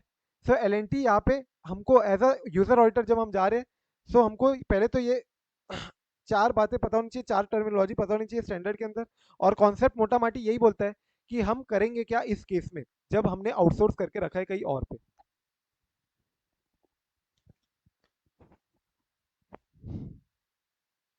तो देखो स्कोप में बोलता है ये कि ऑडिटर की रिस्पॉन्सिबिलिटी है to obtain sufficient appropriate audit evidence when user entity मतलब LNT uses the services of one or more service organization, जैसे REC. So many entities outsource aspects of their business like administration task हो गया, या काफी सारे business task हो गया, ranging from performing a specific task under the direction to replacing an entities entire business units or function. कुछ कुछ तो लोग अपना पूरा का पूरा एचआर सिस्टम आउटसोर्स कर देते हैं। ये बोल रहे कि या तो कुछ एक आधा टास्क तुम आउटसोर्स करते हो, या तो पूरा का पूरा बिजनेस फंक्शन आउटसोर्स कर देते हो। Example HR activities, HR activity पूरा का पूरा आउटसोर्स करके रख दियो, रिक्रूटमेंट से लेके handling with everything. So that is what then tax compliance function भी हो गया। टैक्स कंप्लायंस फंक्शन हो सकता है तुम्हारे अंदर एक टीम हो, या फिर तुमने टैक्स कंप्लायंस पूरा का पूरा कोई चार्टर्ड अकाउंटेंसी फर्म को आउटसोर्स कर दिया है। So all this many of this super services provided by such organization are integral to the entity's business operations. However, not all those services are relevant to the audit. तो तुमने कई सारे outsource करके रखे होंगे, बट सारे के सारे थोड़ी ना रेलेवेंट है ऑडिट से रिलेटेड। जो तुमने मैंने बताया एचआर का रिक्रूटमेंट फंक्शन तुमने आउटसोर्स कर दिया, रिक्रूटमेंट फंक्शन, तो that is not relevant to the audit. हमको देखना है जो रेलेवेंट ऑडिट के लिए, जैसे कि आपने देखा एम्प्लॉय कॉस्ट, जैसे कि हमने देखा employee cost, that is relevant to the audit, right? So हमको स्कोप में क्या कवर करना है? स्कोप में हमको वो सारे आउटसोर्स एक्टिविटीज लेनी है जो हमारे रेलेवेंट हो, ऑडिट के लिए रेलेवेंट हो। उसके बाद भी कुछ एक्सेप्शन है जो तुमको कवर नहीं करने इस स्कोप के अंदर, ऐसे 402 के अंदर तुमको कवर नहीं करना है। देखो क्या क्या एक्टिविटीज है which is out of scope. Out of scope देखो, आउट ऑफ स्कोप देखो और मुझे बताओ क्या रीजन समझ में आ रहा है तुमको। सबसे पहला है फाइनेंशियल इंस्टीट्यूशन। फाइनेंशियल इंस्टीट्यूशन, मुझे आज चल के बताओ कि तुम्हारा खाता है बैंक ऑडिट, तुम्हारा खाता है स्टेट बैंक ऑफ इंडिया में। स्टेट बैंक ऑफ इंडिया में तुम्हारे फर्म का खाता है, कंपनी का खाता है। मैं आया तुम्हारे ऑडिट करने, तुम बोल रहे हो कि ये सब बैंकिंग वैंकिंग रिलेटेड मैटर हमारा स्टेट बैंक ऑफ इंडिया देखती है, हम नहीं देखते, हम तो सिर्फ ट्रांजेक्शन डालते यहाँ से और ट्रांजेक्शन अपने आप हो जाता है। समझ में आ रहा है? तो तुम क्या बोल रहे हो कि बैंकिंग एक्चुअल में होती कि नहीं प्रॉपर्ली, वो तो तुमको स्टेट बैंक ऑफ इंडिया जाना पड़ेगा। तो क्या हम स्टेट बैंक ऑफ इंडिया में धापा धोल सकते हैं? स्टेट बैंक ऑफ इंडिया में घुस के हम बोलेंगे क्या कि हमको ये वाले ऑडिटर का अकाउंट है तुम्हारे पास, तो हमको चेक करना है पूरा का पूरा कि तुम प्रॉपर्ली ट्रांजेक्शन करते हो कि नहीं मैनेज उसका? क्या हम एसबीआई में जा सकते हैं? ऐसे तो एसबीआई वाले पागल हो जाएंगे, पूरे दुनिया के क्लाइंट जितने हैं उनके पास सबके ऑडिटर आते रहेंगे उनके पास। समझ में आ रहा है? तो जो तुम्हारे रेगुलेटेड आउटसोर्सिंग है लाइक बैंकिंग हो गया, ब्रोकिंग हो गया, डीमैट अकाउंट हो गया, जैसे सिक्योरिटी ट्रांजेक्शन हो गया, ब्रोकिंग हो गया। समझ में आ रहा है? ये सारे तुम्हारे आउट ऑफ स्कोप है, बैंकिंग, ब्रोकिंग।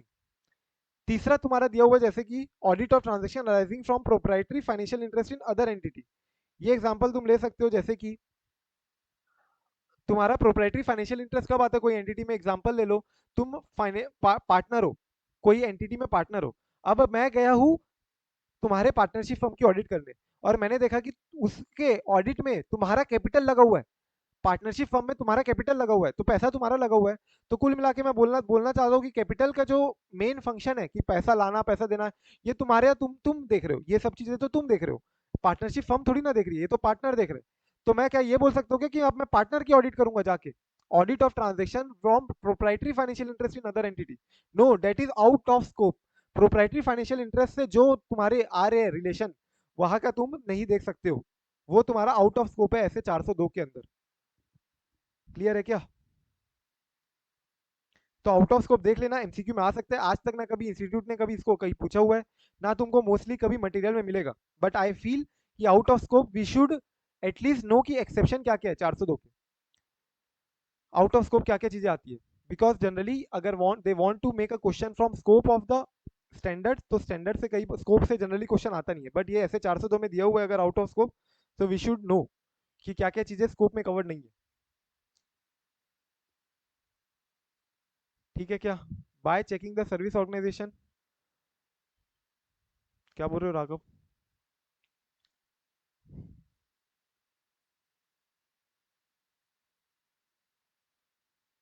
अभी तक कोई दिक्कत है क्या?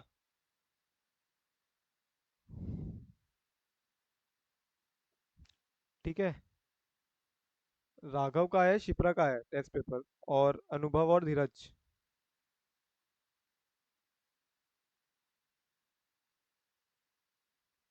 हम्म, बाकी लोग भेजो, एटलीस्ट एक बार ऊपर ऊपर से देख के मैं आई कैन टेल यू कि थोड़ा सा इंप्रूवमेंट कहाँ पे लाना पड़ सकता है। चलो, मैंने अभी अपन ने क्या देखा लास्ट में, अभी अपन ने लास्ट में ये देखा कि सारे सर्विसेज नहीं रेलेवेंट होते हैं ऑडिट के लिए, कुछ कुछ सर्विसेज जो ऑडिट के लिए रेलेवेंट है, हमको उस पर फोकस करना है, 402 वहां पे अप्लाई करना है। ठीक है, उसके बाद अपन ने देखा आउट ऑफ स्कोप क्या क्या है 402 में। तो भाई यहाँ पे देखो, सर्विस ऑर्गेनाइजेशन की जो सर्विसेज है are part of user entities information system, are part of user entities information system including related business process relevant to financial reporting. मतलब कि अपन अब यहाँ पे बोलना चाहते हैं कि भैया अभी अपन ने ऊपर में बोला कि हमको वो सारे सर्विसेज आउटसोर्स एक्टिविटीज चाहिए जो ऑडिट के लिए रेलेवेंट है, हम उसमें 402 लगाएंगे। लेकिन ये पता कैसे करें कि कौन सा रेलेवेंट है कौन सा रेलेवेंट नहीं है टू दी ऑडिट? तो उसके लिए ये बोलता है कि सर्विस ऑर्गेनाइजेशन की जो सर्विसेज है, जो सर्विस ऑर्गेनाइजेशन हमको सर्विस दे रहा है, वो हमारे लिए ऑडिट के लिए रेलेवेंट है कि नहीं है, वो हमको देखना पड़ेगा कि क्या ये यूजर एंटिटी के इंफॉर्मेशन सिस्टम का पार्ट है क्या। जैसे कि employ cost is a part of SAP, yes it is a part of SAP, yes or no? It is a part of information system of the user entity including उसके business process, ये एक business process भी है हमारा employee related, right? And it is, are they relevant to financial reporting? ये सबसे important है, ये business process का part है, ये information system का part है, but is it relevant to my financial reporting? अगर हाँ, then definitely it is relevant to the audit, and therefore we will see what, कि हाँ हमको 402 लगाना है। तो इसके लिए तुमको देखने के लिए कि क्या ये फाइनेंशियल रिपोर्टिंग के लिए रेलेवेंट है कि नहीं, क्या ये हमारे इन्फॉर्मेशन सिस्टम का पार्ट है कि नहीं, क्या हमारे बिजनेस प्रोसेस का पार्ट है कि नहीं, हमको देखने के लिए ये सारी चीजें कंडीशन में से सेटिस्फाई होना चाहिए। ये पॉइंट में से अगर पॉइंट सेटिस्फाई हो रहे हैं, so then we will consider कि सर्विस ऑर्गेनाइजेशन की जो सर्विसेज है that forms part of user entity का information system, that forms part of user entity का business process, and that are relevant to financial reporting if this services affect any of the following. एक बार फटाफट से points को पढ़ो और मुझे बताओ ये सर पॉइंट। रिपीट कर सकते क्या? एक बार फिर से बता रहा हूँ, एक बार फिर से बता रहा हूँ। देखो ऊपर अभी अपन ने क्या देखा कि भैया हमारे हो सकते हैं सारे के सारे जो सर्विसेज जो आउटसोर्स कर रहे हैं ना अपन, वो हो सकते हैं कि not all the services which we have outsource are relevant to the audit. ठीक है, जैसे कि मैंने एग्जांपल दिया रिक्रूटमेंट सर्विस जो तुमने आउटसोर्स कर दिया, तो that is not relevant to the audit. लेकिन जो एम्प्लॉय रिलेटेड जो तुम पीएफ पीएफ ईएसआईसी एम्प्लॉय से रिलेटेड पूरा का पूरा रेम्युनरेशन वाला जो पार्ट है, वो जो तुमने आउटसोर्स किया है, that is important, that is relevant to the audit. So यहाँ पे क्वेश्चन आता है कि हम समझे कैसे भाई रेलेवेंट है कि नहीं ऑडिट के लिए? तो तुमको ये बोलता है कि भैया जो सर्विस ऑर्गेनाइजेशन जो तुमको सर्विस दे रही है ना, तुमको समझना चाहते हो कि वो रेलेवेंट है कि नहीं ऑडिट के लिए, तो तुम ये काम करो, सर्विस ऑर्गेनाइजेशन जो भी सर्विस दे रही है तुम चेक करो क्या ये यूजर एंटिटी इंफॉर्मेशन सिस्टम का पार्ट है, मतलब एंटिटी का जो इंफॉर्मेशन सिस्टम है, एग्जांपल सैप एसएपी सैप, क्या उसका पार्ट है, क्या ये हमारे बिजनेस प्रोसेस है, एंड क्या ये फाइनेंशियल रिपोर्टिंग में है, क्या रेलेवेंट टू फाइनेंशियल रिपोर्टिंग है क्या। If we will consider, yes, this is relevant to financial reporting, yes, this forms part of information system, this form part of business process, if they affect any of the following. if जो services जो दे रहे हैं वो इनमें से किसी भी एक को अफेक्ट करता है तो then we will consider, yes, it is relevant to financial reporting, business process and information system. And if this is relevant to the financial reporting, then definitely it is relevant to the audit also. It is definitely relevant to the audit also. So ultimate हम aim हमारा ये है कि relevant to the audit है कि नहीं, relevant to the audit है कि नहीं, ठीक है। और रेलेवेंट टू द ऑडिट के लिए अपन चेक करते हैं कि बिजनेस प्रोसेस का पार्ट है क्या, इन्फॉर्मेशन सिस्टम का पार्ट है क्या, फाइनेंशियल रिपोर्टिंग का पार्ट है क्या। तो हम देख रहे हैं अगर फाइनेंशियल रिपोर्टिंग का पार्ट है कि नहीं, तो उसके लिए ये देख रहे हैं कि सर्विसेज अफेक्ट और not any of the following below points. समझ में आ रहा है क्या पूजा? Yes sir. दूसरे तरीके से बताऊं, क्लियर है क्या सबको? Yes Siddharth. Following points are effecting कि आगे हमें ऑडिट सर्विस ऑडिटर का क्या क्या चेक करना चाहिए? नहीं नहीं नहीं, ये जो पॉइंट्स है ये पॉइंट्स तुमको हेल्प करेंगे ये डिटरमाइन करने में कि जो सर्विस दे रहा है ना सर्विस ऑर्गेनाइजेशन, वो सर्विस जो दे रहा है वो सर्विस हमारे फाइनेंशियल रिपोर्टिंग के लिए रेलेवेंट है क्या, वो हमारे बिजनेस प्रोसेस या इंफॉर्मेशन सिस्टम का पार्ट होता है कि नहीं। ये पॉइंट अगर इसमें से सेटिस्फाई होते हैं तो, और अगर हाँ ये हाँ है तो then that we will be calling it as relevant to the audit. Ultimate हम एम हमारा तो यही है ना, हमको रेलेवेंट टू द ऑडिट है कि नहीं सर्विसेज जो प्रोवाइड कर रहे हैं सर्विस ऑर्गेनाइजेशन हमको। तो देखो if this services affect any of the following, अगर ये सर्विस कोई भी एनी ऑफ द फॉलोइंग को अफेक्ट कर रहा है, so then we will consider this services are part of IS of business process and are relevant to the financial reporting. इसका answer देखो एक बार फटाफट से, और मुझे बताओ आंसर, आंसर जो तुम देखोगे ये आंसर तुमने कहीं और देखा हुआ है, तुमने चैप्टर 3 किया, चैप्टर 3 कर लिया ना कल, कल ही तुमने चैप्टर 3 किया होगा तो उसमें से तुमको मिला होगा ये आंसर। ऐसे 315 में भी था।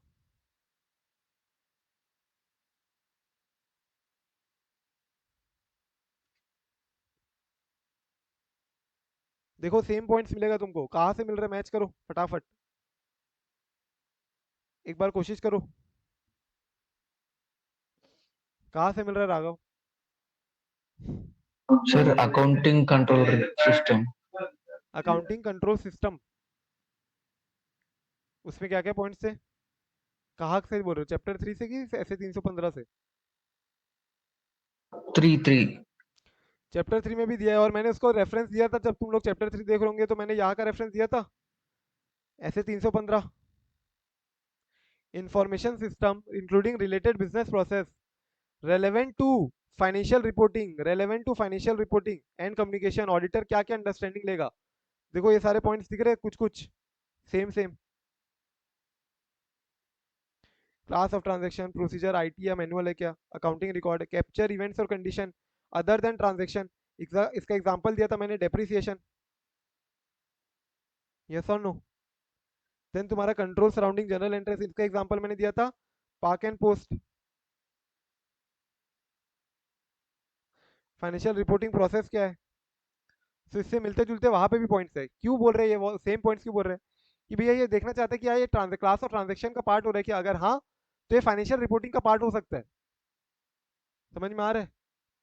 सिमिलरली तुम्हारा क्या ये ऐसा कैप्चर इवेंट करते हैं या जो तुम्हारा इंफॉर्मेशन सिस्टम है वेदर इट कैप्चर इवेंट्स और कंडीशन अदर देन ट्रांजेक्शन, अगर यस वो सर्विसेज कैप्चर हो रही है मेरे इंफॉर्मेशन सिस्टम में ऑटोमेटिकली, जो सर्विसेज सर्विस ऑर्गेनाइजेशन प्रोवाइड कर रहे हैं that is being captured, then that we will call it as relevant to the financial reporting and therefore relevant to the audit.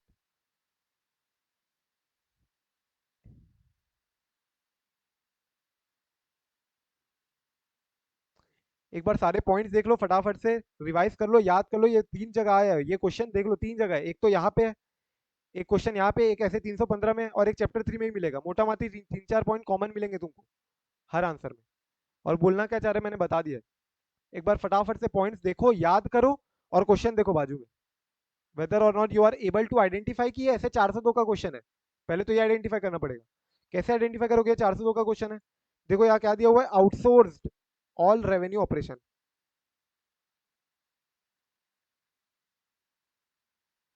फटाफट से पॉइंट्स देखो और एक बार क्वेश्चन देखो, और I want you to recall retain all the points right now अभी। कोई अपना तरीके से कुछ कर रहे हो, जैसे भी कर रहे हो करो. If you are coming out with anything, then also let others know. But I want this कि अभी कर लो, बाद में छोड़ दोगे तुम लोग.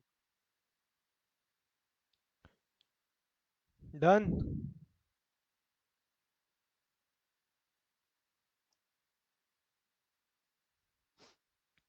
ब्रेक ले रहे हो कि याद कर रहे हो?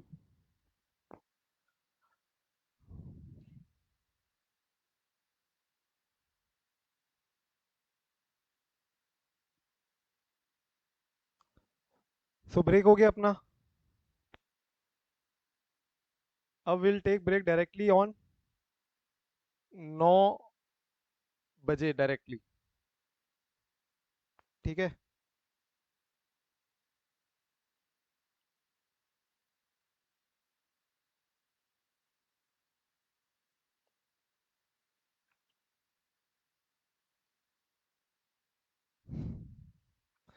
देखो अपन अब कुछ डेफिनेशन एक बार फटाफट से देख लेते हैं. सबसे पहले बोलते हैं complementary user entity controls. Complementary user entity controls मतलब समझ में आ रहा है? ये दो टाइप के कंट्रोल्स अपन को देखना चाहते हैं यहाँ पे. देखो, एक तो एलएनटी ने जो आउटसोर्स किया है आरईसी को, तो आरईसी में क्या कंट्रोल्स है with respect to employ cost. ये कंट्रोल्स अलग हो गए. हम ये कंट्रोल्स पे तो फोकस करना चाहते ही है, लेकिन एलएनटी ये आउटसोर्सिंग कॉस्ट भी तो बियर कर रही है. आउटसोर्सिंग किया, आउटसोर्सिंग कॉस्ट भी तो बियर कर रही है.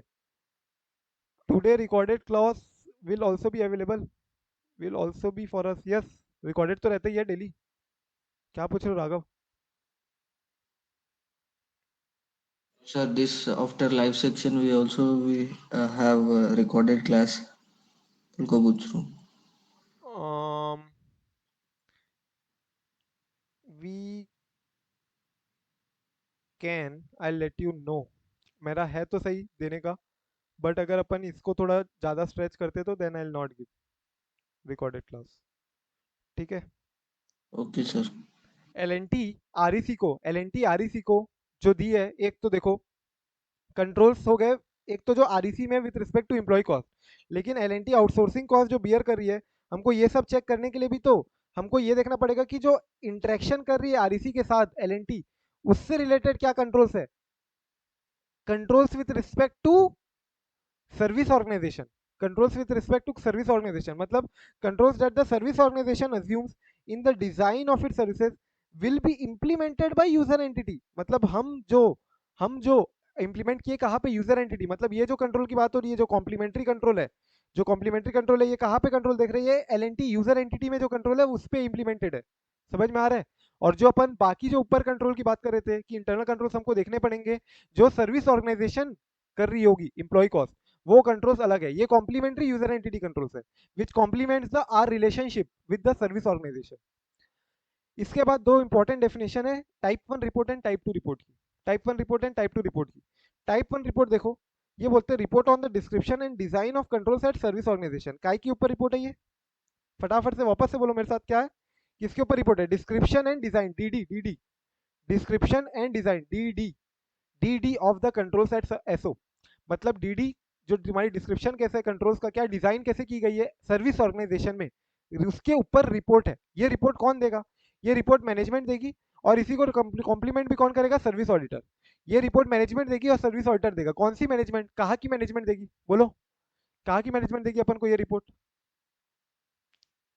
REC. आरईसी की मैनेजमेंट देगी. करेक्ट. सो आरईसी की मैनेजमेंट अपन को ये रिपोर्ट देगी, डिस्क्राइब करेगी कि हमारे आरईसी में क्या क्या कंट्रोल्स है. ये डिस्क्राइब करेगी कि हमारे यहाँ जो कंट्रोल्स है वो कैसे डिजाइन किए गए हैं and how exactly are they implemented. So management of REC will report. Similarly service auditor will also give us the report with the objective of conveying reasonable assurance which includes service auditor का क्या opinion है कि वहां का जो control है वो कैसा, डिस्क्रिप्शन उसका कैसा है एंड डिजाइनिंग कैसा है. बट इंपॉर्टेंट मार्क करना, यहाँ पे वो ये नहीं बताएगा कि ओई नहीं बताएगा. ओई नहीं बताएगा. Operating effectiveness they will not tell. OE वो बताता है टेस्ट रिपोर्टिंग 2 में, मतलब टाइप 2 रिपोर्ट में. टाइप 2 रिपोर्ट में. टाइप 1 रिपोर्ट में सब चीज रहेगा, बट ऑपरेटिंगली इफेक्टिव मतलब ऑपरेटिंग इफेक्टिवनेस है कि नहीं है ये नहीं रहेगा. टाइप 1 रिपोर्ट में सब चीज रहेगा, बट ऑपरेटिंग इफेक्टिव है कि नहीं है ये नहीं रहेगा. क्लियर है? पूरा एक बार रीड करो क्या बोलना चाह रहे हैं। Description prepared by management of the SO of the service organization system. किसके बारे में डिस्क्रिप्शन है? सर्विस ऑर्गेनाइजेशन में क्या सिस्टम है, क्या कंट्रोल ऑब्जेक्टिव है, क्या रिलेटेड कंट्रोल है। अगेन अगेन साथ में सर्विस ऑर्गेनाइजेशन में क्या डिस्क्रिप्शन है, क्या सिस्टम है, क्या कंट्रोल ऑब्जेक्टिव है एंड क्या रिलेटेड कंट्रोल्स है। क्या सिस्टम है, क्या कंट्रोल ऑब्जेक्टिव है मेरे, एंड क्या रिलेटेड कंट्रोल्स है। इसके ऊपर डिस्क्रिप्शन दे रहा है। कौन दे रहा है? मैनेजमेंट। कहाँ की management? Of service organization. Again service organization में क्या सिस्टम है, क्या कंट्रोल ऑब्जेक्टिव है एंड एंड रिलेटेड कंट्रोल्स कहाँ पे? सर्विस ऑर्गेनाइजेशन में। कौन दे रहा है रिपोर्ट? मैनेजमेंट दे रही है। So report by management of the service organization of the service organization systems, control objective and related controls that have been designed and implemented and service auditor की report दे रहा है वो same. That include service auditor का क्या opinion है on the description of the service organization system, control objective and related control and suitability and design of the controls to achieve the specified control objectives. ठीक है, तो ये हुआ तुम्हारा type 1 report. I hope you are able to retain. Simple है, service organization के system के बारे में, उसके control objective and related control के बारे में रिपोर्ट दे रहा है। कौन दे रहा है? Management and service auditor. Type 2 report एक बार फटाफट से रीड करो और डिफरेंस मार्क करके रख लो। डिफरेंस क्या है? यहाँ पे as at point of time था, ये जो रिपोर्ट आती है ये एज ऑन डेट आती है, एज ऑन डेट। जबकि ये एज ऑन डेट भी हो सकती है या फिर थ्रू आउट द पीरियड भी हो सकती है। ये थ्रू आउट द पीरियड क्यों हो रही है? क्योंकि मैंने क्या बोला, टाइप टू रिपोर्ट में तुम्हारा ऑपरेटिंग इफेक्टिवनेस भी तो बता रहा है। ऑपरेटिंग इफेक्टिवनेस तुम कैसे बताते हो इंटरनल कंट्रोल में? अभी अपन ने देखा था timing of internal control. Timing of internal control can be as at point of time या फिर थ्रू आउट द पीरियड। क्योंकि ऑपरेटिंग इफेक्टिवनेस अपन को ये भी बोलना पड़ सकता है कि थ्रू आउट द महीना भर ये ऑपरेटिंग इफेक्टिव था, ये ऑपरेट इफेक्टिवली कर रहा था throughout the period, throughout the period. So that is what it can be as on the date या फिर throughout the period. It can be as on the date या फिर throughout the period. और दूसरा difference देख लो, यहाँ पे operating effectiveness भी बता रहा है, operating effectiveness of the controls.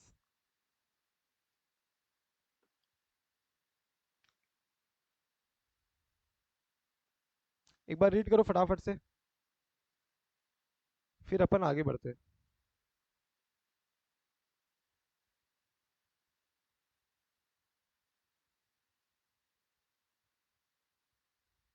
Type 2 report, type 1 report, type 2 report दोनों देख लो, कल मैं पूछूंगा oral.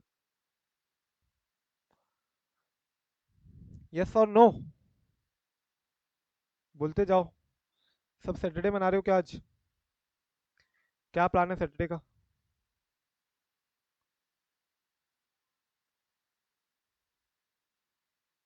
What's the plan? Exam preparation. Siddharth को ऑफिस जाना है। धीरज आज नहीं तुम्हारा ऑफिस? नहा लियो कि नहीं? सर मेरा सैटरडे ऑफ होता है सर। सैटरडे ऑफ है तो आज नहाओगे कि नहीं नहाओगे? सर मैं नहा चुका हूँ सुबह। आज मेरा फास्ट है 11 का ना, एकादशी है सर। अच्छा, इसलिए नहाए हो वरना नहीं नहाते? नहीं नहीं सर, मैं नहाता हूँ, टाइमली नहाता हूँ सर। हाँ उस दिन मेरे कारण लेट हो गए थे, टाइम से नहा नहीं पाए थे। नहीं सर, उस दिन मैं थोड़ा वो क्लास जो लेट हुआ ना उसकी वजह से मेरा प्लानिंग थोड़ा गड़बड़ हो गया उस दिन। हाँ वही बोल रहा हूँ, नहाने में लेट हो गए। जी जी यस सर। हो गया type 2 report. Type 1 report, type 2 report clear है? टाइप 1 रिपोर्ट, टाइप 2 रिपोर्ट दोनों में क्या डिफरेंस है? लैंग्वेज। वापस से देख लो, एक बार फिर से देख लो। सिंपल है भाई, वही बोल रहे हैं। डिस्क्रिप्शन यहाँ पे भी वही है, सेम चीज़ है। डिस्क्रिप्शन है by the management of service organization का सिस्टम क्या है, कंट्रोल ऑब्जेक्टिव क्या है एंड रिलेटेड कंट्रोल क्या है, their design implementation as at a date or throughout a specified period and in cases में their operating effectiveness also throughout the operating specified period. Effectiveness. और service auditor के case में भी same है। यहाँ पे additional क्या है, सर्विस ऑडिटर के केस में भी ऑपरेटिंग इफेक्टिवनेस अपन मांग सकते हैं कि भैया कंट्रोल्स तो है वहाँ पे, ठीक है हम मान गए, वो तो टाइप 1 रिपोर्ट से समझ में आ रहा है। लेकिन अगर वो कंट्रोल ऑपरेटिंग इफेक्टिवली हो रहे हैं या नहीं हो रहे, ये देखने के लिए अपन को टाइप 2 रिपोर्ट मांगना पड़ेगा। क्लियर है? obtain an understanding of the services provided by service organization including internal controls। क्या करना है अभी तुमको? अंडरस्टैंडिंग लेनी है ऑफ द सर्विसेज जो हमको सर्विस ऑर्गेनाइजेशन प्रोवाइड कर रहा है। कौन सी सर्विस प्रोवाइड कर रहा था अपन को? एम्प्लॉय रिलेटेड सर्विस प्रोवाइड कर रहा था, राइट, इंक्लूडिंग इंटरनल कंट्रोल्स, उससे रिलेटेड उसकी अंडरस्टैंडिंग अपन को लेनी है। Obtaining understanding of the services provided by service organization including internal control. तो इसके लिए तुम क्या करोगे? देखो, तुमने सूप बनाया, सूप सूप बनाया कभी? सूप बोलो फटाफट, सूप बनाया क्या?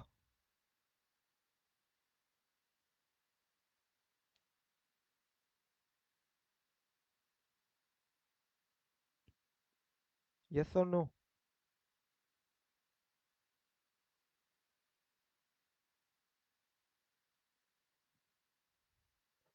शिप्रा बोल रही है यस।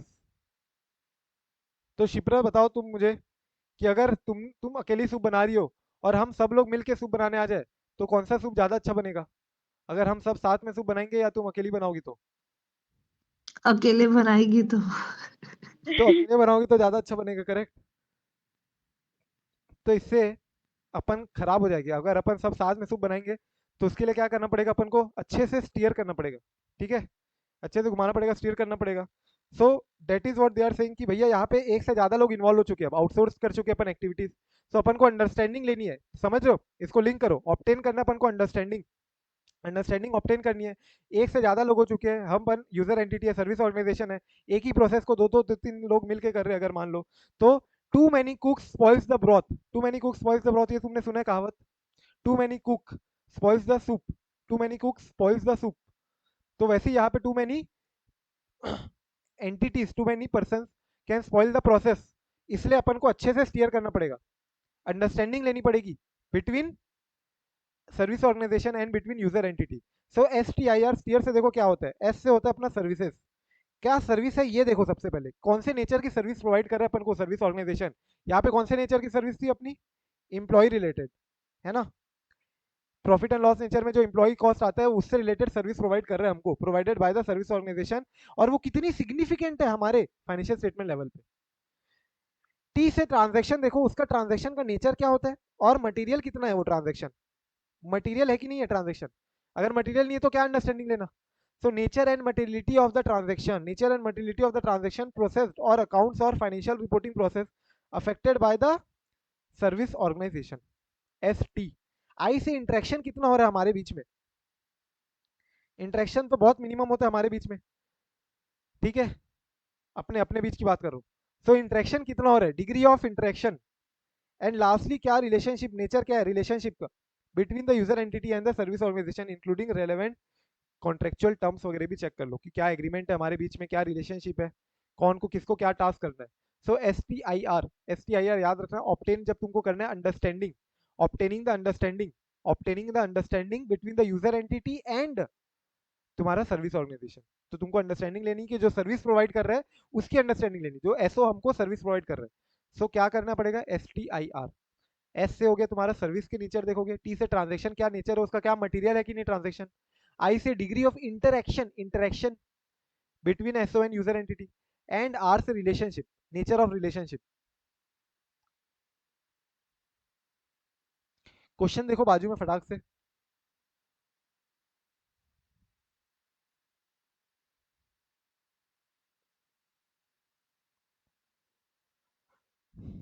क्लियर है?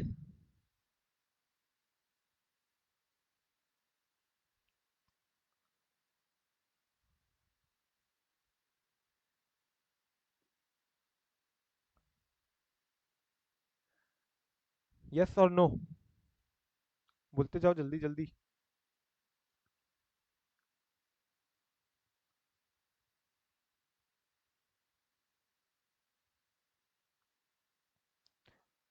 ठीक है आगे बढ़ू, क्वेश्चन देख लिए, क्या आंसर आएगा समझ गए? How he can obtain the understanding of how Jio Limited uses the service of outsourced service organization। कैसे अंडरस्टैंडिंग लोगे? S T I are. 4 number का क्वेश्चन है, 4 पॉइंट लिखोगे, 4 मार्क मिलेगा। अब देखो नेक्स्ट पॉइंट पे आ जाओ। अगर यूजर ऑडिटर को क्या करना है, अंडरस्टैंडिंग लेनी है, राइट। यूजर ऑडिटर को, यूजर ऑडिटर मतलब कौन हुआ, मैं था, याद है, यूजर ऑडिटर मैं था और चिराग था अपना सर्विस ऑडिटर। यूजर ऑडिटर को अभी अंडरस्टैंडिंग लेनी है फ्रॉम द यूजर एंटिटी। अगर हम नहीं ले पाते हैं यूजर एंटिटी से, मतलब एलएनटी से, मैं अगर एलएनटी से, मैं एलएनटी का ऑडिटर हूं और मैं एलएनटी से अंडरस्टैंडिंग नहीं ले पा रहा हूं, तो user auditor will obtain the understanding from one or more of the following procedure. काहे की अंडरस्टैंडिंग लेनी है, हमको अंडरस्टैंडिंग लेनी है of the nature and significance of the services provided by the SO. काहे की अंडरस्टैंडिंग लेनी है, अगेन अगेन, नेचर का, सर्विसेज का क्या नेचर है, कितना सिग्निफिकेंट है हमारे लिए ये service which is being provided by the SO. वो जो सर्विस प्रोवाइड कर रहे हैं ना एसओ, हमारे लिए कितना इंपॉर्टेंट है, कितना सिग्निफिकेंट है, उसका क्या नेचर है सर्विस का, इसकी अंडरस्टैंडिंग लेनी है एज अ यूजर ऑडिटर। अगर मैं अंडरस्टैंडिंग नहीं ले पाता हूँ बाय द यूजर एंटिटी, अगर मैं को यूजर एंटिटी से वो अंडरस्टैंडिंग नहीं मिल पा रही है, तो देखो मैं क्या क्या करूंगा। तो मैं टाइप 1 रिपोर्ट, टाइप 2 रिपोर्ट मंगवा लूंगा, ठीक है। टाइप 1 रिपोर्ट, टाइप 2 रिपोर्ट से तो समझ में आ जाएगा ना, डिस्क्रिप्शन बताते हैं उसमें। टाइप 1 रिपोर्ट में क्या रहता है, डिस्क्रिप्शन, डिस्क्रिप्शन तो रहता है, यस और no. Type 1 report, type 2 report मंगवा लूंगा। अगर नहीं अवेलेबल है तो मैं जाके सीधा सर्विस ऑर्गेनाइजेशन को कांटेक्ट करूंगा, लेकिन मैं कांटेक्ट किसके थ्रू करूंगा, यूजर एंटिटी के थ्रू। मतलब मैं खुद से कॉल नहीं करूंगा, मैं यूजर एंटिटी के कॉल से करूंगा, यूजर एंटिटी के फोन नंबर से कॉल करूंगा। Contacting the service organization through the user entity to obtain specific information, visiting the service organization and performing procedure. अगर मेरा कॉन्टेक्ट नहीं बन पा रहा है तो मैं सीधा घुस जाऊंगा, अब कहाँ पे, सर्विस ऑर्गेनाइजेशन, विजिट विजिट कर लो। एंड लास्टली अगर मैं विजिट नहीं कर पाता हूँ, मेरे मैं बहुत ज़्यादा बिजी हूँ, तो किसी और ऑडिटर को भेज दूंगा ये सब प्रोसीजर करने। ये सारी प्रोसीजर करने में किसी और अनदर ऑडिटर को यूज कर सकता हूँ। सर मतलब इसमें कि ऑडिटर को अगर यूजर एंटिटी ने ही इंफॉर्मेशन नहीं दी तो वो ये फॉलो करेगा, यस, राइट? हमको यूजर एंटिटी से नेचर ऑफ सर्विस जो प्रोवाइड कर रहे हैं एसओ अपना, और कितना सिग्निफिकेंट है वो सर्विस, ये ऑब्टेन करना है, यूजर एंटिटी से ऑब्टेन करना है रिगार्डिंग ऑल दिस। अगर यूजर एंटिटी से it is we are not able to obtain, then we can obtain type 1 type 2 report if available. Type 1 type 2 report नहीं है तो कांटेक्ट करो उनको, कांटेक्ट नहीं कर पा रहे तो विजिट करो, विजिट नहीं कर पा रहे तो किसी और अनदर ऑडिटर का हेल्प लो। Line wise, sequence wise, simple है एकदम, चारों पॉइंट। और चारों पॉइंट से देखो ये क्वेश्चन आ सकता है। Discuss the procedure to be applied in the case when the user auditor is unable to obtain, user auditor is not able to obtain sufficient appropriate understanding from the user entity.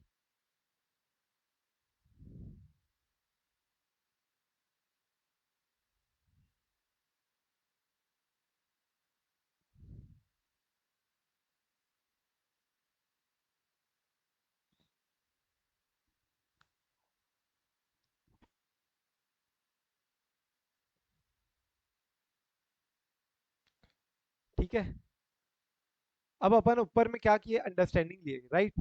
अपन ने ऊपर में understanding लिया, तो अपन understanding लेते ही है ना शुरू में, अंडरस्टैंडिंग लेते हैं एंटिटी का, उसके एनवायरमेंट का, उसके इंक्लूडिंग इंटरनल कंट्रोल्स का। तो ये सारी अपन ने अंडरस्टैंडिंग लेके अपन को क्या मिलता है, ये अंडरस्टैंडिंग लेके क्या मिलता है, क्यों करते हैं अपन ये अंडरस्टैंडिंग, क्यों लेते हैं, बोलो भाई। मटेरियलिटी है कि नहीं materiality to identify and assess the risk of material misstatement, यही तो कर रहे थे, अंडरस्टैंड करना एंटिटी को, उसके एनवायरनमेंट को, इंक्लूडिंग इंटरनल कंट्रोल को, क्यों कर रहे थे, करेक्ट चिराग, क्या बोले चिराग? assess the risk of material misstatement. वही तो to identify and assess the risk of material misstatement, तो हमको ये अंडरस्टैंडिंग हमने ले लिया, करेक्ट, ये अंडरस्टैंडिंग ले लिया यहाँ पे। अब हमको असेस कर लिया हमने रोमम, तो असेस करने के बाद अपन क्या करते हैं, उसको रिस्पॉन्ड करेंगे ना, बैठे थोड़ी ना रहेंगे। वी रिस्पॉन्ड एज पर ऐसे 330 by performing further audit procedure.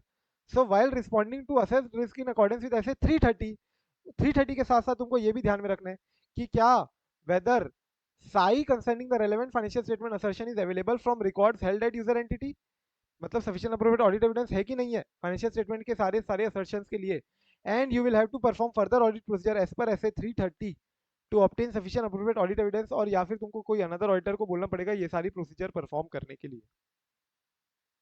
तो इस प्रकार से तुम रिस्पॉन्ड कर सकते हो। अब तुमको कंट्रोल टेस्टिंग करनी, कंट्रोल टेस्टिंग मतलब क्या, टेस्ट जो कंट्रोल्स है वहां पे, कहाँ पे, सर्विस ऑर्गेनाइजेशन में, are they or not implemented properly, are they or not operating effectively. So operating effectively के लिए तुम लोग जो फटाफट से बताओ, टाइप 1 रिपोर्ट लोगे कि टाइप 2 रिपोर्ट लोगे, ये टॉपिक में तुम्हारे टाइप 1 रिपोर्ट काम आएगा कि टाइप 2 रिपोर्ट काम आएगा, operating effectiveness type 2। Type 2, right. So देखो यहाँ पे क्या दिया, टाइप 2 रिपोर्ट ले लो।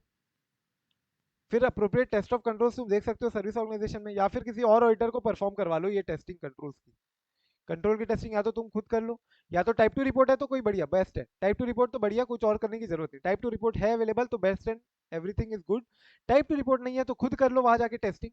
अगर तुम नहीं जा सकते हो तो अनदर ऑडिटर को भेज दो, वहां पे टेस्टिंग कर लेगा वो इंटरनल कंट्रोल्स की। करेक्ट।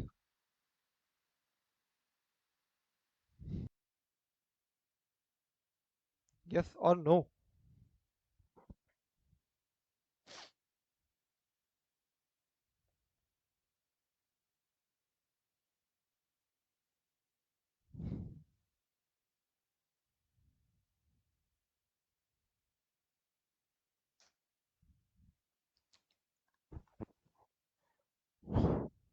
अब देखो information with respect to controls at sub service organization. Information with respect to controls at sub service organisation क्या है ये? एसएसओ क्या हो गया? सब सर्विस ऑर्गेनाइजेशन का मतलब समझ में आ रहा है तुमको? एक तो सर्विस ऑर्गेनाइजेशन थी, ये नया कहां से आ गया सब सर्विस ऑर्गेनाइजेशन? क्या होगा ये? यस, सब सर्विस ऑर्गेनाइजेशन। बोलो बोलो बोलो। सर्विस ऑर्गेनाइजेशन ने भी अपनी सर्विसेज किसी और को आउटसोर्स कर दी। करेक्ट। सो अपन ने एलएनटी ने आरईसी को आउटसोर्स किया था, अब आरईसी ने सीईआर को कर दिया आउटसोर्स। आरईसी लिमिटेड ने किसी और को आउटसोर्स कर दिया, अगर सर्विस ऑर्गेनाइजेशन ने सामने और आउटसोर्स कर दिया, उसके बाद ऑलरेडी बहुत चंक ऑफ एक्टिविटीज हो गई and they are not able to manage exactly and therefore they outsource further to another service organisation. तो मुझे बताओ जैसे कि मान लो एलएनटी है, इसने आउटसोर्स किया आरईसी को, और इसने आउटसोर्स कर दिया मान लो वाईएएस को। तो मुझे बताओ ये अपनी क्या थी? यूजर एंटिटी थी, और ये क्या था? Service organization. यस और नो? सो अब जब ये आउटसोर्स कर रहा है तो इस केस में क्या हम बोल सकते हैं कि आरईसी यूजर एंटिटी होगी और वाईएएस सर्विस ऑर्गेनाइजेशन होगा? यस और नो? यस। करेक्ट। सो अपन को यहाँ पे पढ़ना है कि भैया सर्विस ऑर्गेनाइजेशन जब फर्दर आउटसोर्स कर दी है तो हमारा एक्टिविटी तो कहाँ पे परफॉर्म हो रही है? एक्चुअली वाईएएस में। अब क्या हमारा एम्प्लॉय कॉस्ट आरईसी में मैनेज हो रहा है क्या? नहीं, हमारा एम्प्लॉय कॉस्ट कहाँ पे मैनेज हो रहा है? वाईएएस में। So therefore we are concerned with the controls at REC or we are concerned with the controls at YAS? फटाफट से बताओ। YAS, yes. As a user auditor, I am concerned with the relevant internal controls at YAS. Correct. So YAS is a SSO, is a SSO for LNT. YAS is an SSO for LNT. However, it's an SO for REC. Therefore, अपन अब SSO के लिए क्या हम जो SO के लिए provision पढ़ रहे थे स्टैंडर्ड में, क्या हम वो सारे का सारा एसएसओ में अप्लाई कर सकते हैं क्या? क्वेश्चन ये आता है। समझ में आ रहा है? क्यों अपन अपन ये सब तो कर ही रहे थे। आरईसी में क्या क्या कर रहे थे अपन?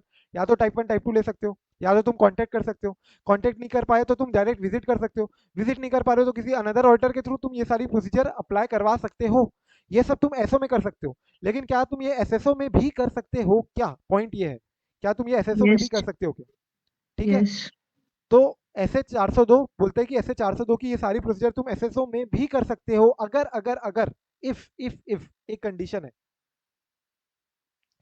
देखो अपन को एसओ तो अपन को देगा type 1 type 2 report. Yes, type 1 and type 2 report अपन को एसओ देगा।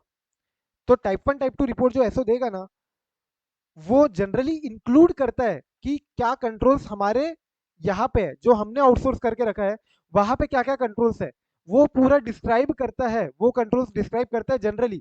अगर किया मतलब वाईएएस में क्या क्या कंट्रोल्स है, हमने जिस एंटिटी को आउटसोर्स किया है वहां पे क्या क्या कंट्रोल्स है, वो आरईसी हमको बताएगा इन द टाइप 1 टाइप 2 रिपोर्ट, वहां पे क्या क्या कंट्रोल्स है। अगर वो बता रहा है तो बढ़िया, वेरी गुड। लेकिन अगर नहीं बता रहा है तो फिर हम पूरा का पूरा 402 की पूरी प्रोसीजर वाईएएस में एज इज अप्लाई कर सकते हैं। Getting this? अगर वो बता रहा है तो हम सेटिस्फाइड है ना, हमको पता चल गया कि कंट्रोल्स क्या क्या है वहां पे। एंड अगर वो बता रहा है controls in the type 1 type 2 report, controls regarding controls at SSO, controls at SSO अगर हमको पता चल रहा है in the type 1 type 2 report, then we call that report as inclusive, we call this method as inclusive method. और अगर वो controls included नहीं है रिपोर्ट में, so we call this at carve out method. Carve out method, तुमको carve out method पता होगा index में भी, जैसे इंडियस में अपने कार्व आउट कार्विन पता है कि कार्व आउट कौन से होते हैं, कि जो आईएफआरएस का अडॉप्शन है, Indians is nothing but the adoption of IFRS. So IFRS में जो जो हमारे पॉइंट्स रेलेवेंट नहीं है इंडिया के सिनेरियो में, इंडिया की इकोनॉमी में जो अकाउंटिंग पॉइंट्स रेलेवेंट नहीं है, so we exclude those point from IFRS. Once included, मान लो 100% आइटम है इंक्लूड किया अपन ने, तो उसमें से 2-3 पॉइंट एक्सक्लूड कर सकते हैं कंसीडरिंग इंडिया का सिनेरियो अलग है। And these points which are excluded are called as what, carve outs, right. और कुछ एक्स्ट्रा पॉइंट अपन इंडिया के हिसाब से ऐड करते हैं जो कि आईएफआरएस में नहीं दिया था, we call it as carve in. So similarly here also you can call as कि अगर वो जो कंट्रोल्स है एट एसएसओ, वो टाइप 1 टाइप 2 रिपोर्ट जो अपन को एसओ दे रहा है, जो अपन को एसओ टाइप 1 टाइप 2 रिपोर्ट दे रहा है, उसके अंदर अगर कंट्रोल सेट एसएसओ इंक्लूडेड है तो उसको अपन बोलेंगे इंक्लूडेड मेथड, अगर नहीं तो उसको बोलेंगे अपन कार्व आउट मेथड। अगर इंक्लूसिव अप्रोच है तो बढ़िया, तुमको सब चीज पता चल जाएगी। अगर इंक्लूसिव अप्रोच नहीं है, एक्सक्लूसिव कार्व आउट अप्रोच है, एक्सक्लूसिव मेथड अडॉप्ट किया तुमने, so in that case you can apply SA 402 का प्रोसीजर एज इज वहां पे एसएसओ में। क्लियर है क्या? एक बार क्वेश्चन तुम्हारा होमवर्क है और रीड करना भी तुम्हारा होमवर्क है, ठीक है? सर May 23 में ना इसका एमसीक्यू आया था। ओके, May 23 यानी अभी इसका एमसीक्यू क्या आया हाँ था? अभी उसमें एमसीक्यू ये आया था कि यूजर एंटिटी का ऑडिटर है और वो सर्विस ऑर्गेनाइजेशन की ऑडिट प्रेमिसेस में जाके उसका इंस्पेक्शन करना चाहता है। तो उसमें सर्विस 4 ऑप्शन ऑर्गेनाइजेशन की सब सर्विस ऑर्गेनाइजेशन? सर्विस ऑर्गेनाइजेशन का एसओ का। एसओ का ही आया था, यानी यहाँ पे आया था, ठीक है। तो वो ये बता रहा था कि can the user entity order sorry user entities auditor can visit the premises of the SO or he can rely on the audit report of type 1 and type 2। हाँ, उसमें कुछ ऐसा था। ही कैन रिलाई ना, या अपन देखें type 1 type 2 report में rely कर सकते हैं। Yes yes.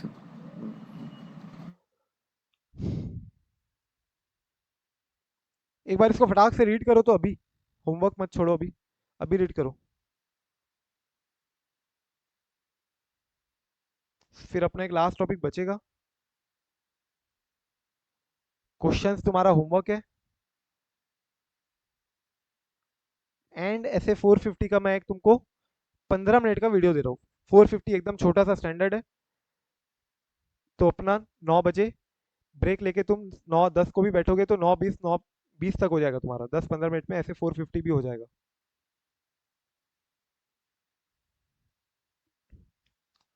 फटाक से इसको करो एक बार। एसएसओ एसएसओ आ सकता है अलग से एग्जाम में, ठीक है? और देखो मैंने क्वेश्चन में बाजू में आंसर में एक स्पेशल पॉइंट लिखा हुआ है, वो भी ध्यान रखना है तुमको। एसएसओ को अगर क्वेश्चन आता है तो तुमको स्टीयर भी लिखना है, STIR, जो अपन ने पढ़ा था ना, obtaining the understanding of the services which is provided by the service organization.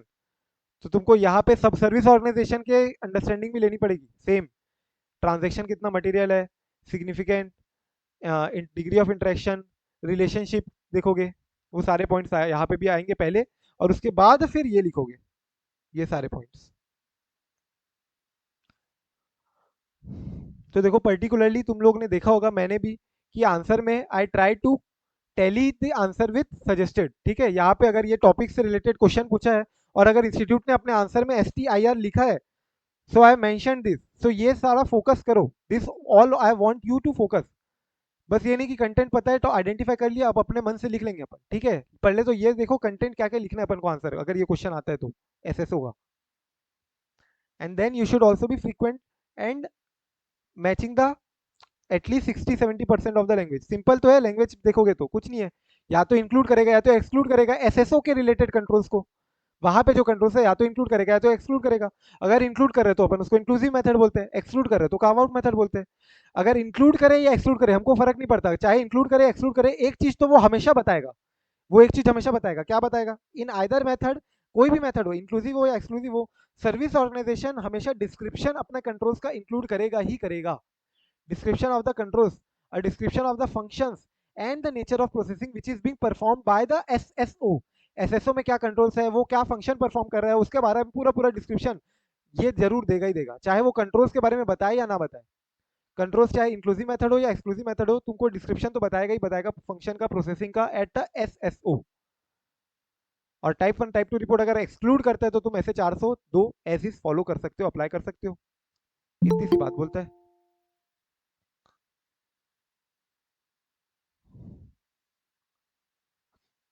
Yes Dhanlaxmi, good morning. Good morning sir. Sir paper discuss हो गया है क्या?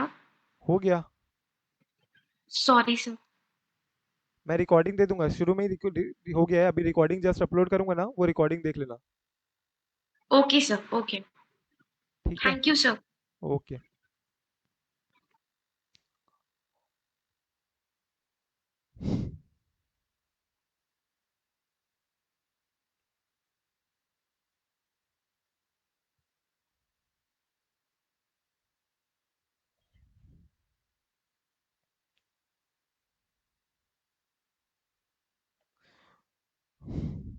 अब देखो, fraud, non compliance with law and regulation, uncorrected misstatement, ये जो जो relevant standard है वो रेलेवेंट स्टैंडर्ड के साथ तुमको ये सारे पॉइंट्स भी कंसीडर करते चलना है। अगर तुम सर्विस ऑर्गेनाइजेशन की कंट्रोल्स देख रहे हो तो तुमको 240 भी कंसीडर करना है, 250 भी कंसीडर करना है, क्या कोई वहां पे कोई ब्रीच तो नहीं हो गया लॉ रेगुलेशन का, तो 250 ट्रिगर हो जाएगा, ऐसे 250। अगर फ्रॉड का समझ में आ रहा है तो ऐसे 240। तो ये सारा बोल रहे हैं नॉर्मल है, you can read and leave.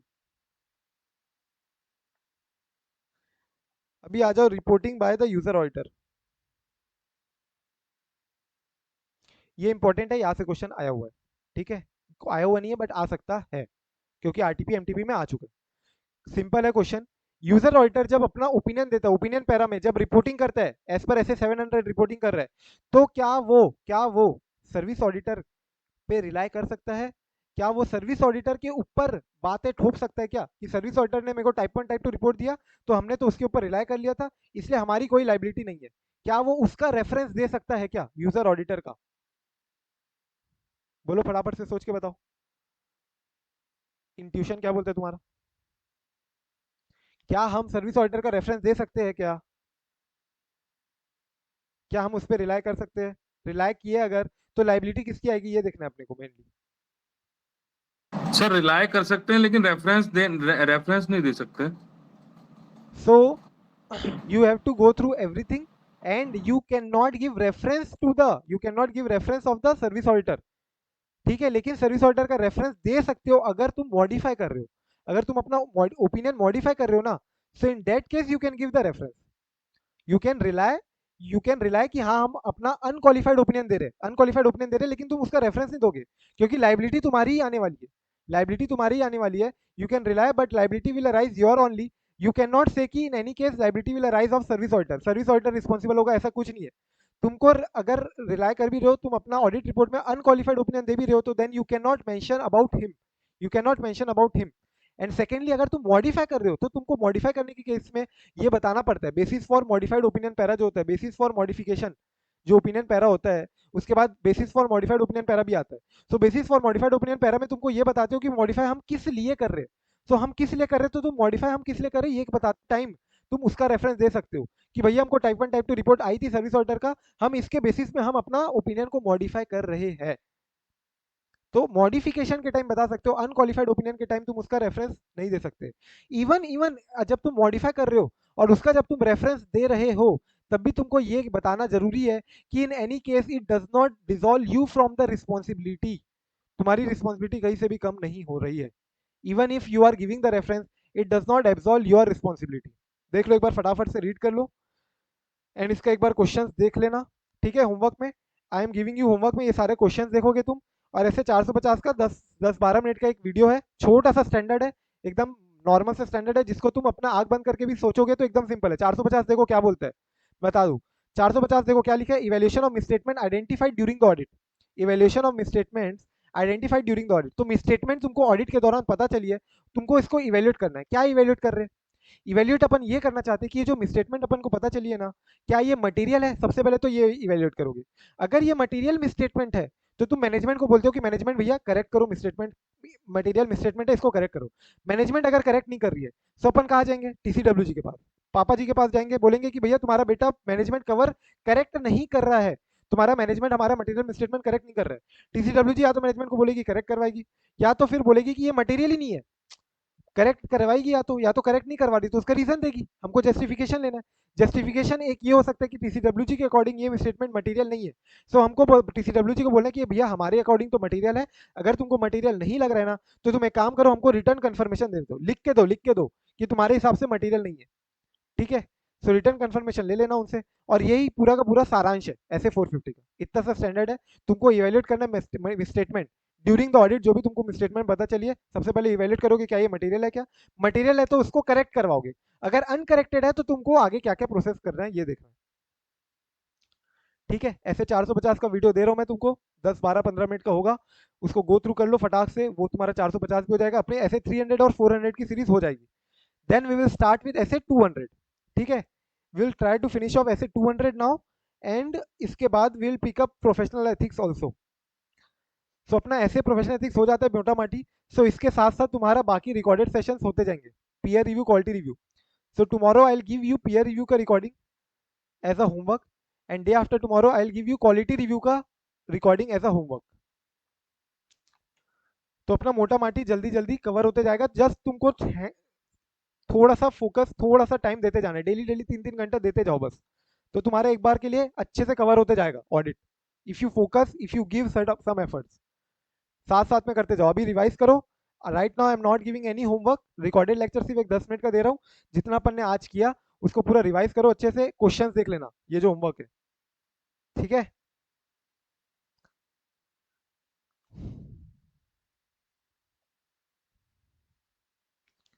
ठीक है क्या, कोई डाउट, Yes, sir. कोई Yes, sir. दिक्कत, कोई दिक्कत है तो बोल दो, किसी को कोई दिक्कत है? चले, हैप्पी सैटरडे। कल मिलते हैं अपन संडे को सुबह। Yes, sir.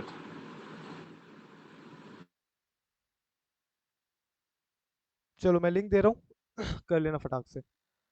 Bye bye, bye Raghav.